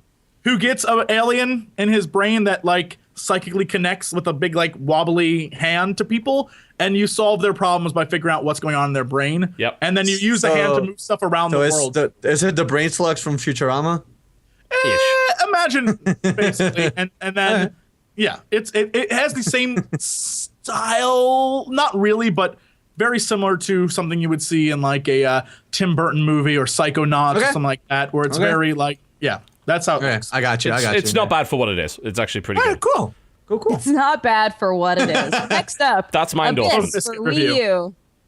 Abyss. What is Abyss? Abyss. Abyss? No clue. I have no cluesies at all. Abyss. I've heard of Tales of the Abyss. I assume this is not the same thing. I fought a monster in Marvel vs. Capcom 2 that was named Abyss. There was a video game in 1984 called Abyss for the BBC Model B and Acorn Electron. I find it unlikely that was it. What? This looks super indie. Wait, what? Super. This does not only look indie; it looks super indie. No, the screen. Next level. Screenshots. The Michael screenshots Sarah on the Nintendo website. This is for Wii U. The screenshots on the Nintendo website literally look like it's an iPhone game. Like it's even like that size of an iPhone screen. It's not Abyss: The Wraiths of Eden, is it? No, it's just Abyss. Go to it's Abyss. Nintendo.com. I'm looking at it right now. I'm seeing nothing. Official site. Official site's enjoyup.com. It looks. Okay. Oh, if it's I'm DSware. So it's DSware, but on Wii U now. Okay. Oh, okay. I guess that makes sense. okay, that makes sense. Oh, hang on a minute. That's isn't EnjoyUp's got to be the publisher? I was going to say because it's not Yes, the same yes, guys that yes. made Lama Lana. Okay, It no, is. it's well, yeah, it's the same guys that published Lama Lana. It's not the same company, from what I can tell, that actually made it. Yeah, Abyss. It does look. I have no explanation for any of that. indie Yeah, as I don't- fuck. Yes, indie as fuck. That's a good way to Welcome describe to our it. game. It's indie as fuck. And then everybody's like, I gotta have it, and that's where they got it. Indeed. Indie is apparently not the indie now, so whatever. No, indie is the new mainstream. Yeah, indie is the new AAA, That and might be the AAAs new. are Is going that the for most indie obnoxious looks. thing I've ever said? I don't know. No, we'd have to go back to the archives and check, but it's pretty close. Next game. I want Next someone up to is Mario re-release a Golf game like. World Tour for 3DS and 3DSe. I'm glad I interrupted that one. I don't care. None of Sorry, us do. Mario. On Thank May God, 2nd, there's another Mario Golf game. Yep. And on May 2nd, we've got Kirby Triple Deluxe for 3DS. Apparently, it's too easy. Really? Yeah, like really, Damn. really easy. Several okay. reviews that I read all said the same thing. It's like, this is great, except it's so fucking easy. But it's just so hard to please everybody. Make a game that's a little bit challenging, QQ. Make a game that's too easy, QQ. Make a game that has an amazing storyline. That's why What's you this? should just QQ. Just make a game that you want and deal with. I mean, like that's Yeah, the problem that I have with game developers. Like we have to make it because we got to get those Metacritic reviews up. F yourself. Metacritic Yeah, no, it's died just with you how can't meta please games. everybody. You can't please everybody. Just make something that you feel is the best and go with that, I guess. Yep. What else we got?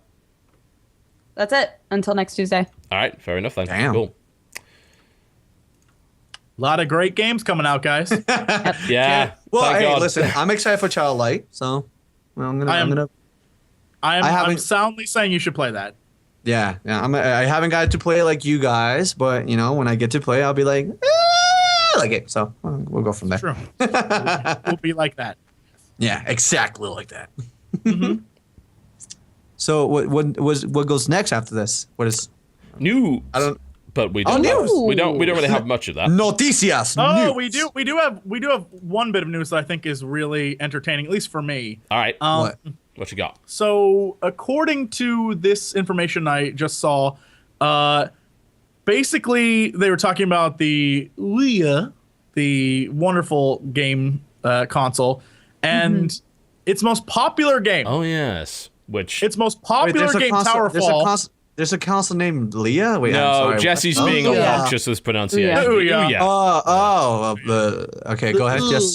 Jess So anyway, deliberately its most misleading popular people. game. Its most popular game, one of Dodger's favorite games, Towerfall, It's fun. It's really fun. has sold on the console 7,000 copies. That's the most popular game. That is how bad that console's doing. Yeah, man. Yo, the hype for that was so strong. Like I was So it was much so hype. strong. Like it was if you put like old school Arnold and The Rock pushing the hype. That's a lot of push. Like just way The too Kickstarter much. got a lot of momentum behind it, and people, I think, they turned to it as kind of an alternative to the mainstream. And there's a couple of good games to be had on it, but as a console, like I don't think it's going anywhere at this point. And not to mention the fact that phones are already kicking its ass in terms of power. Yeah, You know, phones are but- becoming. Well, I mean, Way by the too- time they released the damn thing, the Tegra 3 was out of date because they got Tegra 4, and now I think it's the Tegra X or something along those lines, or the Tegra. I can't remember what it's called, but there's a new Tegra on the way out, like from Nvidia, and it's like it just destroys the Tegra 3 in power. in the article, they interview the Towerfall people, and basically they're like, you know, Tegra K1, that's it. they're like, Ouya helped put Towerfall on the map, and we're really thankful. But as it stands right now, 80% of the money we generate comes from PS4 and PC. Yes. So we don't even like Ouya's not even on the. And so basically everyone's saying like the next big indie thing, everyone's just gonna pass up Ouya. Like even though there was a name to it, now it's a non thing. Yeah, Oh, which is- yeah. Well, I mean, if it's not there's no difficult point. to put it on there, and you're planning on putting it on Android anyway, you might as well do an Ouya port because it's not that hard. I mean, it's still Android. You just need to really provide controller support and make sure everything's But then okay. you have to talk about. But then you have to think about like the cost of doing that and making that happen, and then like promoting it and doing all that stuff, and maybe there's like licensing fees that are involved, and you have to just be like, would I ever make that money back on an Ouya? And I almost want to say 7,000 no. only though. Only 7,000. Only 7,000 copies. Get the Yep. fuck out of here. It's That's absurd. terrible. That's That's so how- bad. And that's Anybody the that most pats popular himself in the game. back. Yeah, anybody most that pats himself in the back over that, like that's not an achievement. Like that's That's a I've seen, like, disaster. I mean, that's an terrible. unmitigated fucking disaster. Especially like Towerfall. It's a really fun game, and like even that, like oh my god, that's sad. That's really sad. And I almost feel like this once again goes back to the legacy of Kickstarter, and that the hype behind Kickstarter and everything involved with it has produced some good, but a lot of it has been stories of just like, we spent 300, 400, 500 million on something and did not get what we were promised. Hey. And The only thing that I'm actually kind of excited Kickstarter-wise, there's a lot of things that had come out, but the only thing that I actually invested Kickstarter-wise is Mighty 9, I believe it's called. Mighty number 9. Mighty number 9. I'm excited for that. Here- And they keep constantly like updating me like, here, this is what it is. Guess what? You get to choose this. Like they're really vocal, like emo-wise or on their Twitter. They're like, hey, this is time we're gonna do this. You Kickstarter, here, this is your time. Go there. This is what you're gonna do. You have mean, the chance like, to make it get better. Like I like that. even seeing videos of Inafune and all the guys who were just like, this is what we're gonna make, this is how we're doing it, these are the bosses and all that stuff. You're like, okay, that's cool. But I think I've just become so negative on Kickstarter. Like literally, unless there's a tangible thing you get right away, I don't see the investment aspect because 90% of the time it's never what you've envisioned you spent your money Yeah. on. And if I can see the product, then I know that's what I'm getting. If they have like, this is what you're going to get, this is it, I'm like, okay, that's good. That's why I think a lot of board games are finding a lot of success on Kickstarter. Yes. Because board games, they can't blatantly lie to you about, like, Yeah, they yeah, have the yeah. figures. It's a very they have the tangible thing. artwork. Well, that said, I mean, it's that's happened the- before. Sorry, Dodger. What was that? Oh, I was just gonna say that's the thing is like with any game that you could make, like there's no way to show you this is the final product of the game. Right. Yeah. We need money for Yeah. this because Yeah. it's but with a board game, they can say we made one of this board game. We need your money to make More of them. thousands more. Yeah, Yeah, it makes more yeah, sense. that It's helps a lot. Totally more sense. different thing. But it's not. It's not all plain sailing when it comes to board games. The Doom that came to Atlantic City would be the biggest example of a failed board game Kickstarter. This thing got quadruple what it needed. It got 122 grand. They asked for 35, and it was actually in July last year where they said games cancel. We Really? we can't make it. Apparently, I think it's been picked up by I think maybe Cryptozoic has actually managed to pick it up and are going to continue making it. But yeah, I mean, that looked really promising, and then it just fucking bombed, and it never came out.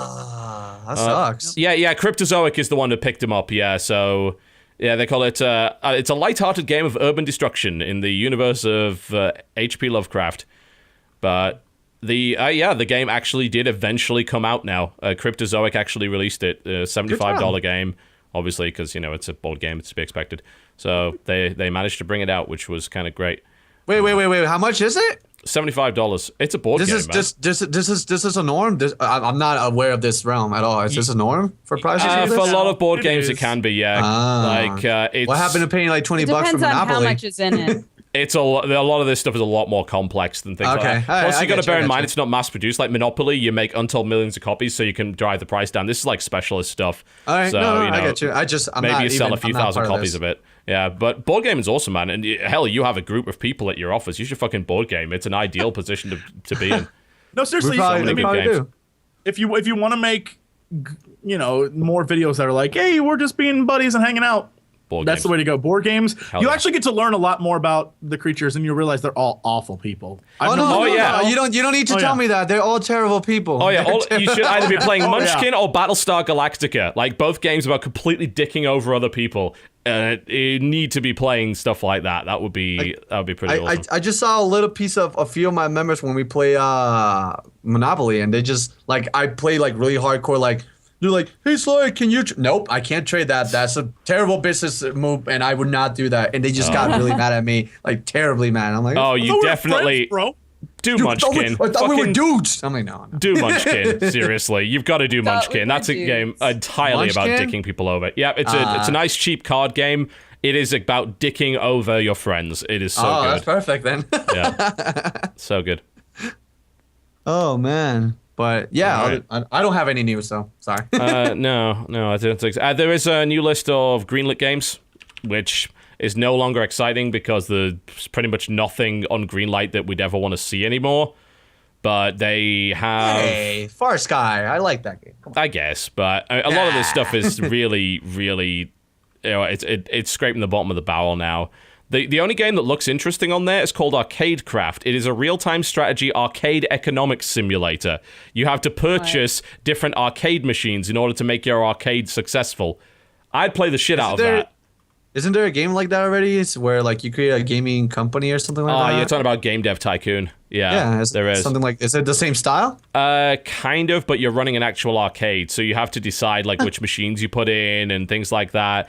I love being able to build my own thing and manage it, and there's not enough games that let you do that properly anymore. A lot of the iPhone games are all stupid, time wasters. I say stupid time wasters is kind of mean to Nimblebit, but it's Tiny Tower. It's great, it's like Sim Tower again. No, it's not. It's just I click a thing and then wait for 2 hours. I don't know. I mean, looking at it, it doesn't look incredible, but I'll play it anyway because I'm actually desperate for playing these games right now. I want to play a simulation game like that. Well, there you have it then. Yeah. Outside of that, though, I'm not seeing anything on that list. I don't know if the rest of you see anything that you recognize that looks interesting. But let me see. No. There's Flash Out, which is kind of okay. It's a sort of Wipeout clone. It's not terrible. What is this Ascendant game? Whatever. I'm looking at them now.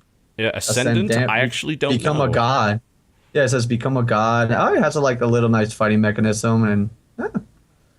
Yeah. It says you must slay a god. That's already interesting. It's a side-scrolling brawler by the looks of it. Yeah, that looks really fucking cool, actually. That looks alright. I'll probably play this. Yeah, I mean, I love side-scrolling. Yeah, this actually looks interesting. I'm all in this there one. You go. Yeah, there you go. We did in fact find a few that. Yeah, this looks cool. Actually, holy fuck. Cool. Yeah, Ascendant. There's one. Yeah. Anything else on that list that looks all right? I gave you one. Don't ask for more. Indeed. Wow, they're putting Dark Age of Camelot on there finally. Holy shit, that's a long way to go. I'm surprised people are still playing that. I guess they are. The amount of cube-related games I see recently, though, is kind of overwhelming. Oh yeah. It's just listen, Cube guys. Gun. Yeah, listen, like this is cool and all, but like, come on, where do we Stop where with do the we cubes. stop?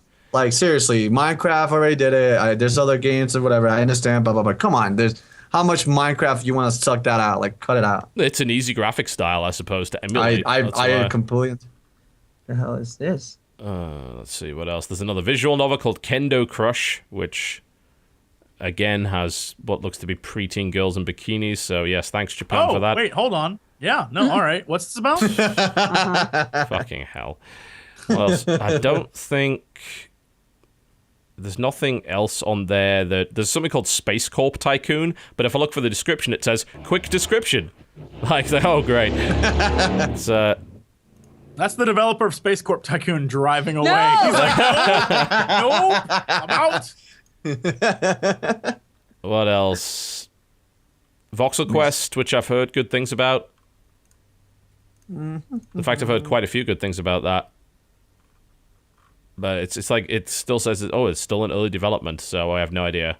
But it's a good looking game actually with a really nice lighting system. If you have a quick look at this for Voxel Quest, I have no idea if it's actually going to end up being any good, but like it looks promising.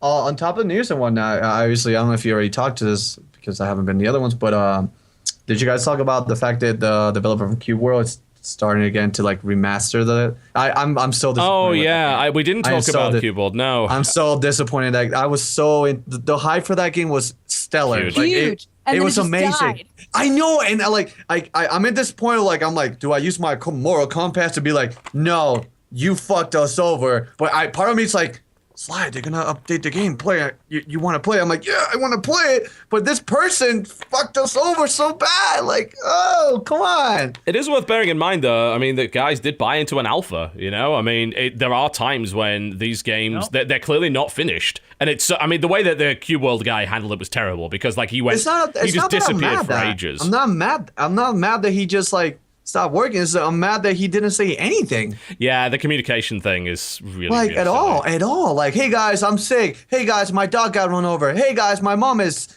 now in Jamaica and I'm going with her. Like something, tell me something. I don't care. Just don't leave me hanging I would out. have preferred that. Like, hey guys, I made a lot of money. I'm moving to Jamaica with my mom. We're gonna become Rastafarians. Yeah, Deal with it. just That'd tell be me something. great. Just tell me something. Like, don't just like take my money and run. I didn't buy an alpha. I buy what I expected to be eventually a full game. Eventually, but TB, what do you think of that?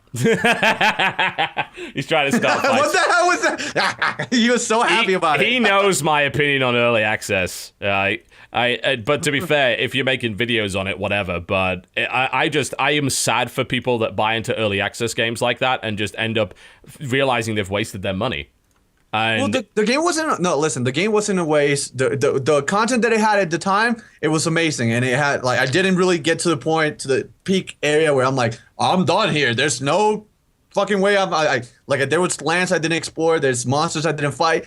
But like it just, I needed the updates as I was kept leveling. Like it just like I was hopeful for it. Like everybody was seen like giving in a lot of faith to the game, but just like. And Now there's no I reason don't know to, where you he know, comes. They were blown away by some really, nice screenshots and a good art style. It's like, wow, look at the potential of this. They bought into the potential, and the potential has not yet been realized, and it's taken them a long time. And that's gonna hurt him in the long run, no doubt about that. And it's gonna hurt his reputation and the success of the game in general. But it's a warning to people that buy games that are not done. This can happen. It sucks. It shouldn't happen, but it fucking does. How many times has that happened to you though? This is like my only first Quite encounter. a few. I never encountered like this is like that's why I'm so like I guess torn about it because it's my first time. Like it's like your first like emotional breakup. Yeah. That's the first Your time a game innocence is developer lost just like now. Yeah. Oh, it's I'm like, happened quite now a bit, it's normal. especially on early access. There's been all sorts of... Towns was a great example, actually, of a game that went that way. Like, that had a lot of hype behind it, too. It's like, oh, wow, it's like... it's got crafting in it. It's kind of like Dwarf Fortress, but, feasibly playable. So, that sounds exciting. And they abandoned the game. Straight up. They released it. It was on Desura... Before early access was a thing, it was on Desura Alpha funding. And then it was eventually brought to Steam via Greenlight. They never fucking finished it, and they just left it. And that happens quite a bit. So you got to watch out. Oh man, well. Got to watch out. Be careful with your money. I'll DM you. I'm like, yo, TB, what's up with this? You're like, no. I'm like, all right, cool. Hey man, you have the YouTube money. You've got to take the risks for the peeps that don't have the YouTube money. So Hey, Take I the try risks for the most part. for the peeps that don't have the. We are the watchers on the wall, man. We are. Well, there you go. Nope, I am down in King's Landing with Joffrey murdering hookers. I got nothing to do with you guys. Oh my god. Don't you judge me, Sly. You have Game of fun on Thrones the wall. jokes. You have Game of fun on the Thrones wall. jokes. Oh man. Oh, Sly wouldn't be on the wall. Come on. He'd be on the wall. I don't even know what the hell you on about. This is like, yeah, you guys and me talking inside jokes about the creatures. I don't know jack shit. What's going on here? So come We're on, really come good at here, making Frank. people feel uncomfortable on this show. It's actually one of our key strengths. Yeah, but with Game of Thrones, I don't know. I feel like that doesn't count as inside jokes. Game of Thrones jokes. Unless you haven't Sly, watched do you not it, in watch which Game of case it Thrones? very You gotta much go watch is. Game of Thrones. Very Sly, much was. All right, listen. The things I need to watch. Apparently, I need to watch Sword Art Online. I need to watch Game of Thrones. No, Apparently, don't I need to bother. watch Vikings. No. I need to watch don't all watch those. Sword Art Online. Sword Art Online goes like this and then goes, oh, and dies. And it's the worst. Oh, Yeah. all right. Everybody in chat right now who has watched Sword Art Online is going to be like, I don't know what he's talking about. I'm telling you right now, Sly, that show is going to build you up, make you be like, oh my gosh, this is such a great anime about what it would really be like if MMOs were virtual reality. No, it gets shitty so fast. No, bad. Would you recommend Hack Quantum feelings. instead? Is that better? I don't That- know. I've never seen it. Yeah, I think it's on Netflix. I looked at it, but it would seem a bit too chibi for my liking. Chibi. Understandable. You really hate chibi, huh? What can I say? I got a beard. I'm 29 and I'm grumpy. TV hates cute, fun stuff. Yeah, not a big fan of fun. I have a fat bulldog. I love find that cute, fun stuff. cute stuff is the best. It takes sometimes manliness that people don't want to admit. I'm too busy watching Studio 60 on the Sunset Strip and getting very upset that it only ever had one season. So, Right? That's a good oh, well. show. that's a fucking great show. Well, I think we're about at the end of the show, honestly, at this point. We are 4 minutes out from the usual ending, so that gives us enough time to plug stuff. Why don't we start with Sly? What's coming up on your channel? Where can they find your stuff? My channel is xXSlyFoxHoundXx, whatever. Just put Sly. I'll put up here on YouTube. Right now, I started doing that. It just went up actually an hour ago. That Farce Guy first episode. Also, I play with my friends from the Creatures. I play Minecraft. It's called XCOM, and we decided to put a Dragon Ball Z mod in it. And it is one of the most weird and hilarious things we've been playing for a while. And other than that, I'm really excited to play Child Light come tomorrow. And I'm probably just going to play games that really pique my interest. Like yesterday, I recorded Marvel vs. Capcom 2 because I talk about it Fucking a lot. awesome game. I love it. I love it. And I'm really mad, though. The port for the PlayStation 3, they took out the medium punch. You only get light and then heavy attacks. That's stupid. What? You have That doesn't make any sense. you get to press. What? You have to press. All right, so to launch people with cable or just anybody, you had to like press light twice, and then the medium comes out. So it's weird. I don't like it, but I play it just for the sake of my fans because they were like, you always talk about Marvel and fighting games, and you never. I'm like, here it is. You can see how shitty or good I am. You guys can be the judges. Probably I'm gonna be bad. And they but will. whatever. Oh, they Yeah, will. yeah, They will yeah, take yeah. that opportunity. I you know what? I embrace it because again, like if it's something that I can learn, then whatever. If not, then brush it off and keep moving realistically. But outside from that, no, I'm just gonna continue doing random stuff. Try to stick with Minecraft related stuff that I constantly do with my friends and just have fun. Really. Cool. Dodger, what you got coming up this week? Hi, my name's Dodger. I have 2 channels. One is youtube.com/presshardtocontinue where I do gaming stuff. Like I said, we did the first ending for Dreaming Mary, and I have the rest of them coming out. I also do a news show every weekend, once a week, and we are heavy into getting Swords and Stitches going again, which I'm really, really excited about. I was in sawing up wood last night, and it was awesome. But the other channel that I have is youtube.com/dexteritybonus, where every day I talk for 10 minutes about my cats. So Yeah, isn't that the come one hang that out you for always that have if you the cup of coffee? Yay! Mugs? Yeah, I'm subscribed to that. Yay! yeah, mugs. Dude, there's a channel called Sorted Food, and they were like, we're going to start doing a series of recipes that are entirely things you can make in a mug. And I was like, go on. Really? Really excited. Really excited. Anyways, so those are my 2 channels. On all of the social medias, you can find me at DexBonus, DexBonus. There you go. The end. Jesse, what's on the way? Hi, my name's Jesse. I don't have a second channel where I talk about coffee or whatever the hell. I do have a normal channel where I don't make anything of any value for society. But what I do is play video games and enjoy it and not give 2 rats ass about if they're popular or not. I play what I like. And so right now I'm playing Yesterday, and I'll have Child of Light tomorrow. And then next week, we're going to play Tex Murphy, The Tesla Effect, because it reminds me of the 90s, and that was the coolest time ever, nerds. So time travel back to it because you missed out. On many levels. It was wonderful. You were in England at the time. You missed it. That was when America was on top, man. On top! We were the best!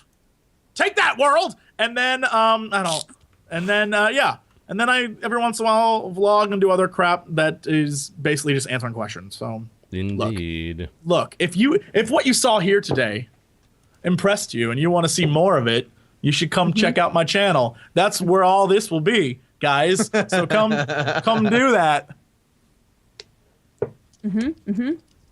Join it. Fair enough. I'll be doing things as usual. I was going to look at Child of Light, but I got fucking hijacked, so guess that might not happen. If they fix the save files, maybe I can do it. Otherwise, I'll probably just not do a video on it, because frankly, I don't have the bloody time.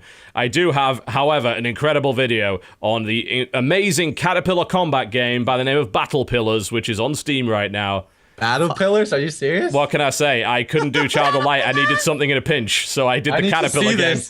It was actually okay. It was alright. It wasn't too terrible. Battle Pillars? Battle Pillars, indeed. I need to see this. This sounds fun. It's quite the thing. Outside of that, we are actually, we're doing filming for a lot of the Guns of Icarus stuff quite soon. You should keep an eye out, of course, on the Polaris Hub for the Guns of Icarus stuff. I will captain a ship. Jesse will captain a ship. Sky, come to Maximum Valentine! Captain of the sky. We'll get wrecked just as badly as you did the first time. Oh, please. Looking forward to it. Can't wait for the complaints on the channel that call us a bunch of tryhards, and we're gonna get so happy about that. If you're not trying, then what are you doing? The salt is real, I tell you. It's gonna be You're good. listening to the creatures, apparently, if you're not trying hard. Right, Nah. TV? They had pro gamers, they were cheating. Alright. Outside of that, You have to slip that in, you asshole. gotta happen. I'll never let it go. That's not gonna happen. Outside of that, 1v1 me, TV, 1v1 me. pretty I'll just die. I accept that. I've got my StarCraft channel actually has a lot of Clan Wars, really cool events that I've put up over the last couple of weeks. Do go check them all out. We're at the end of the month's kind of Clan War roster. We start on May the 9th. But if you missed any of the Clan Wars, youtube.com/TotalBiscuit has spoiler-free VODs for all of them. So do go check that out as well. I'll most likely be streaming at some point over the next couple of weeks. What else am I doing? I'll be looking at Amazing Spider-Man 2. That's probably going to be next on my list, so we'll see if that's any good. And if there's any news, there'll be a content patch. If there isn't, I'll do more mailbox. We've got plenty more questions to answer on the mailbox. So, and I'll also do, I promised the vlog about my health. I'm going to do that now that I actually know what's up. So Good. I will do the vlog, and I will let you know what's going on. All right, folks, that's pretty much about it, I think. We are wrapped up for the show, by the looks of it. Yes? Sweet. Yeah, cool. Excellent. Thank you very much for watching the Corpsal Podcast. Check us out. That's where you go. Right there. See? There's a thing here that shows you where you need to go. So do go check that out. And of course, follow us on Twitter, twitter.com/TotalBiscuit, twitter.com/DexBonus, twitter.com. Are you DexBonus or Dexterity Bonus? I can't remember. DexBonus. DexBonus. Good. Yes, good. Because no one can spell dexterity. Twitter.com/JesseCox and Twitter.com/SlyFoxHound. Yes, there you go. Without the additional X's that are in your channel. No name for some X's. reason. I didn't want them in the beginning. No, they are gone. We all make mistakes. Ladies and gentlemen, you've been watching the Corpsal Podcast. Thank you very much for watching. Good night, goodbye, good riddance.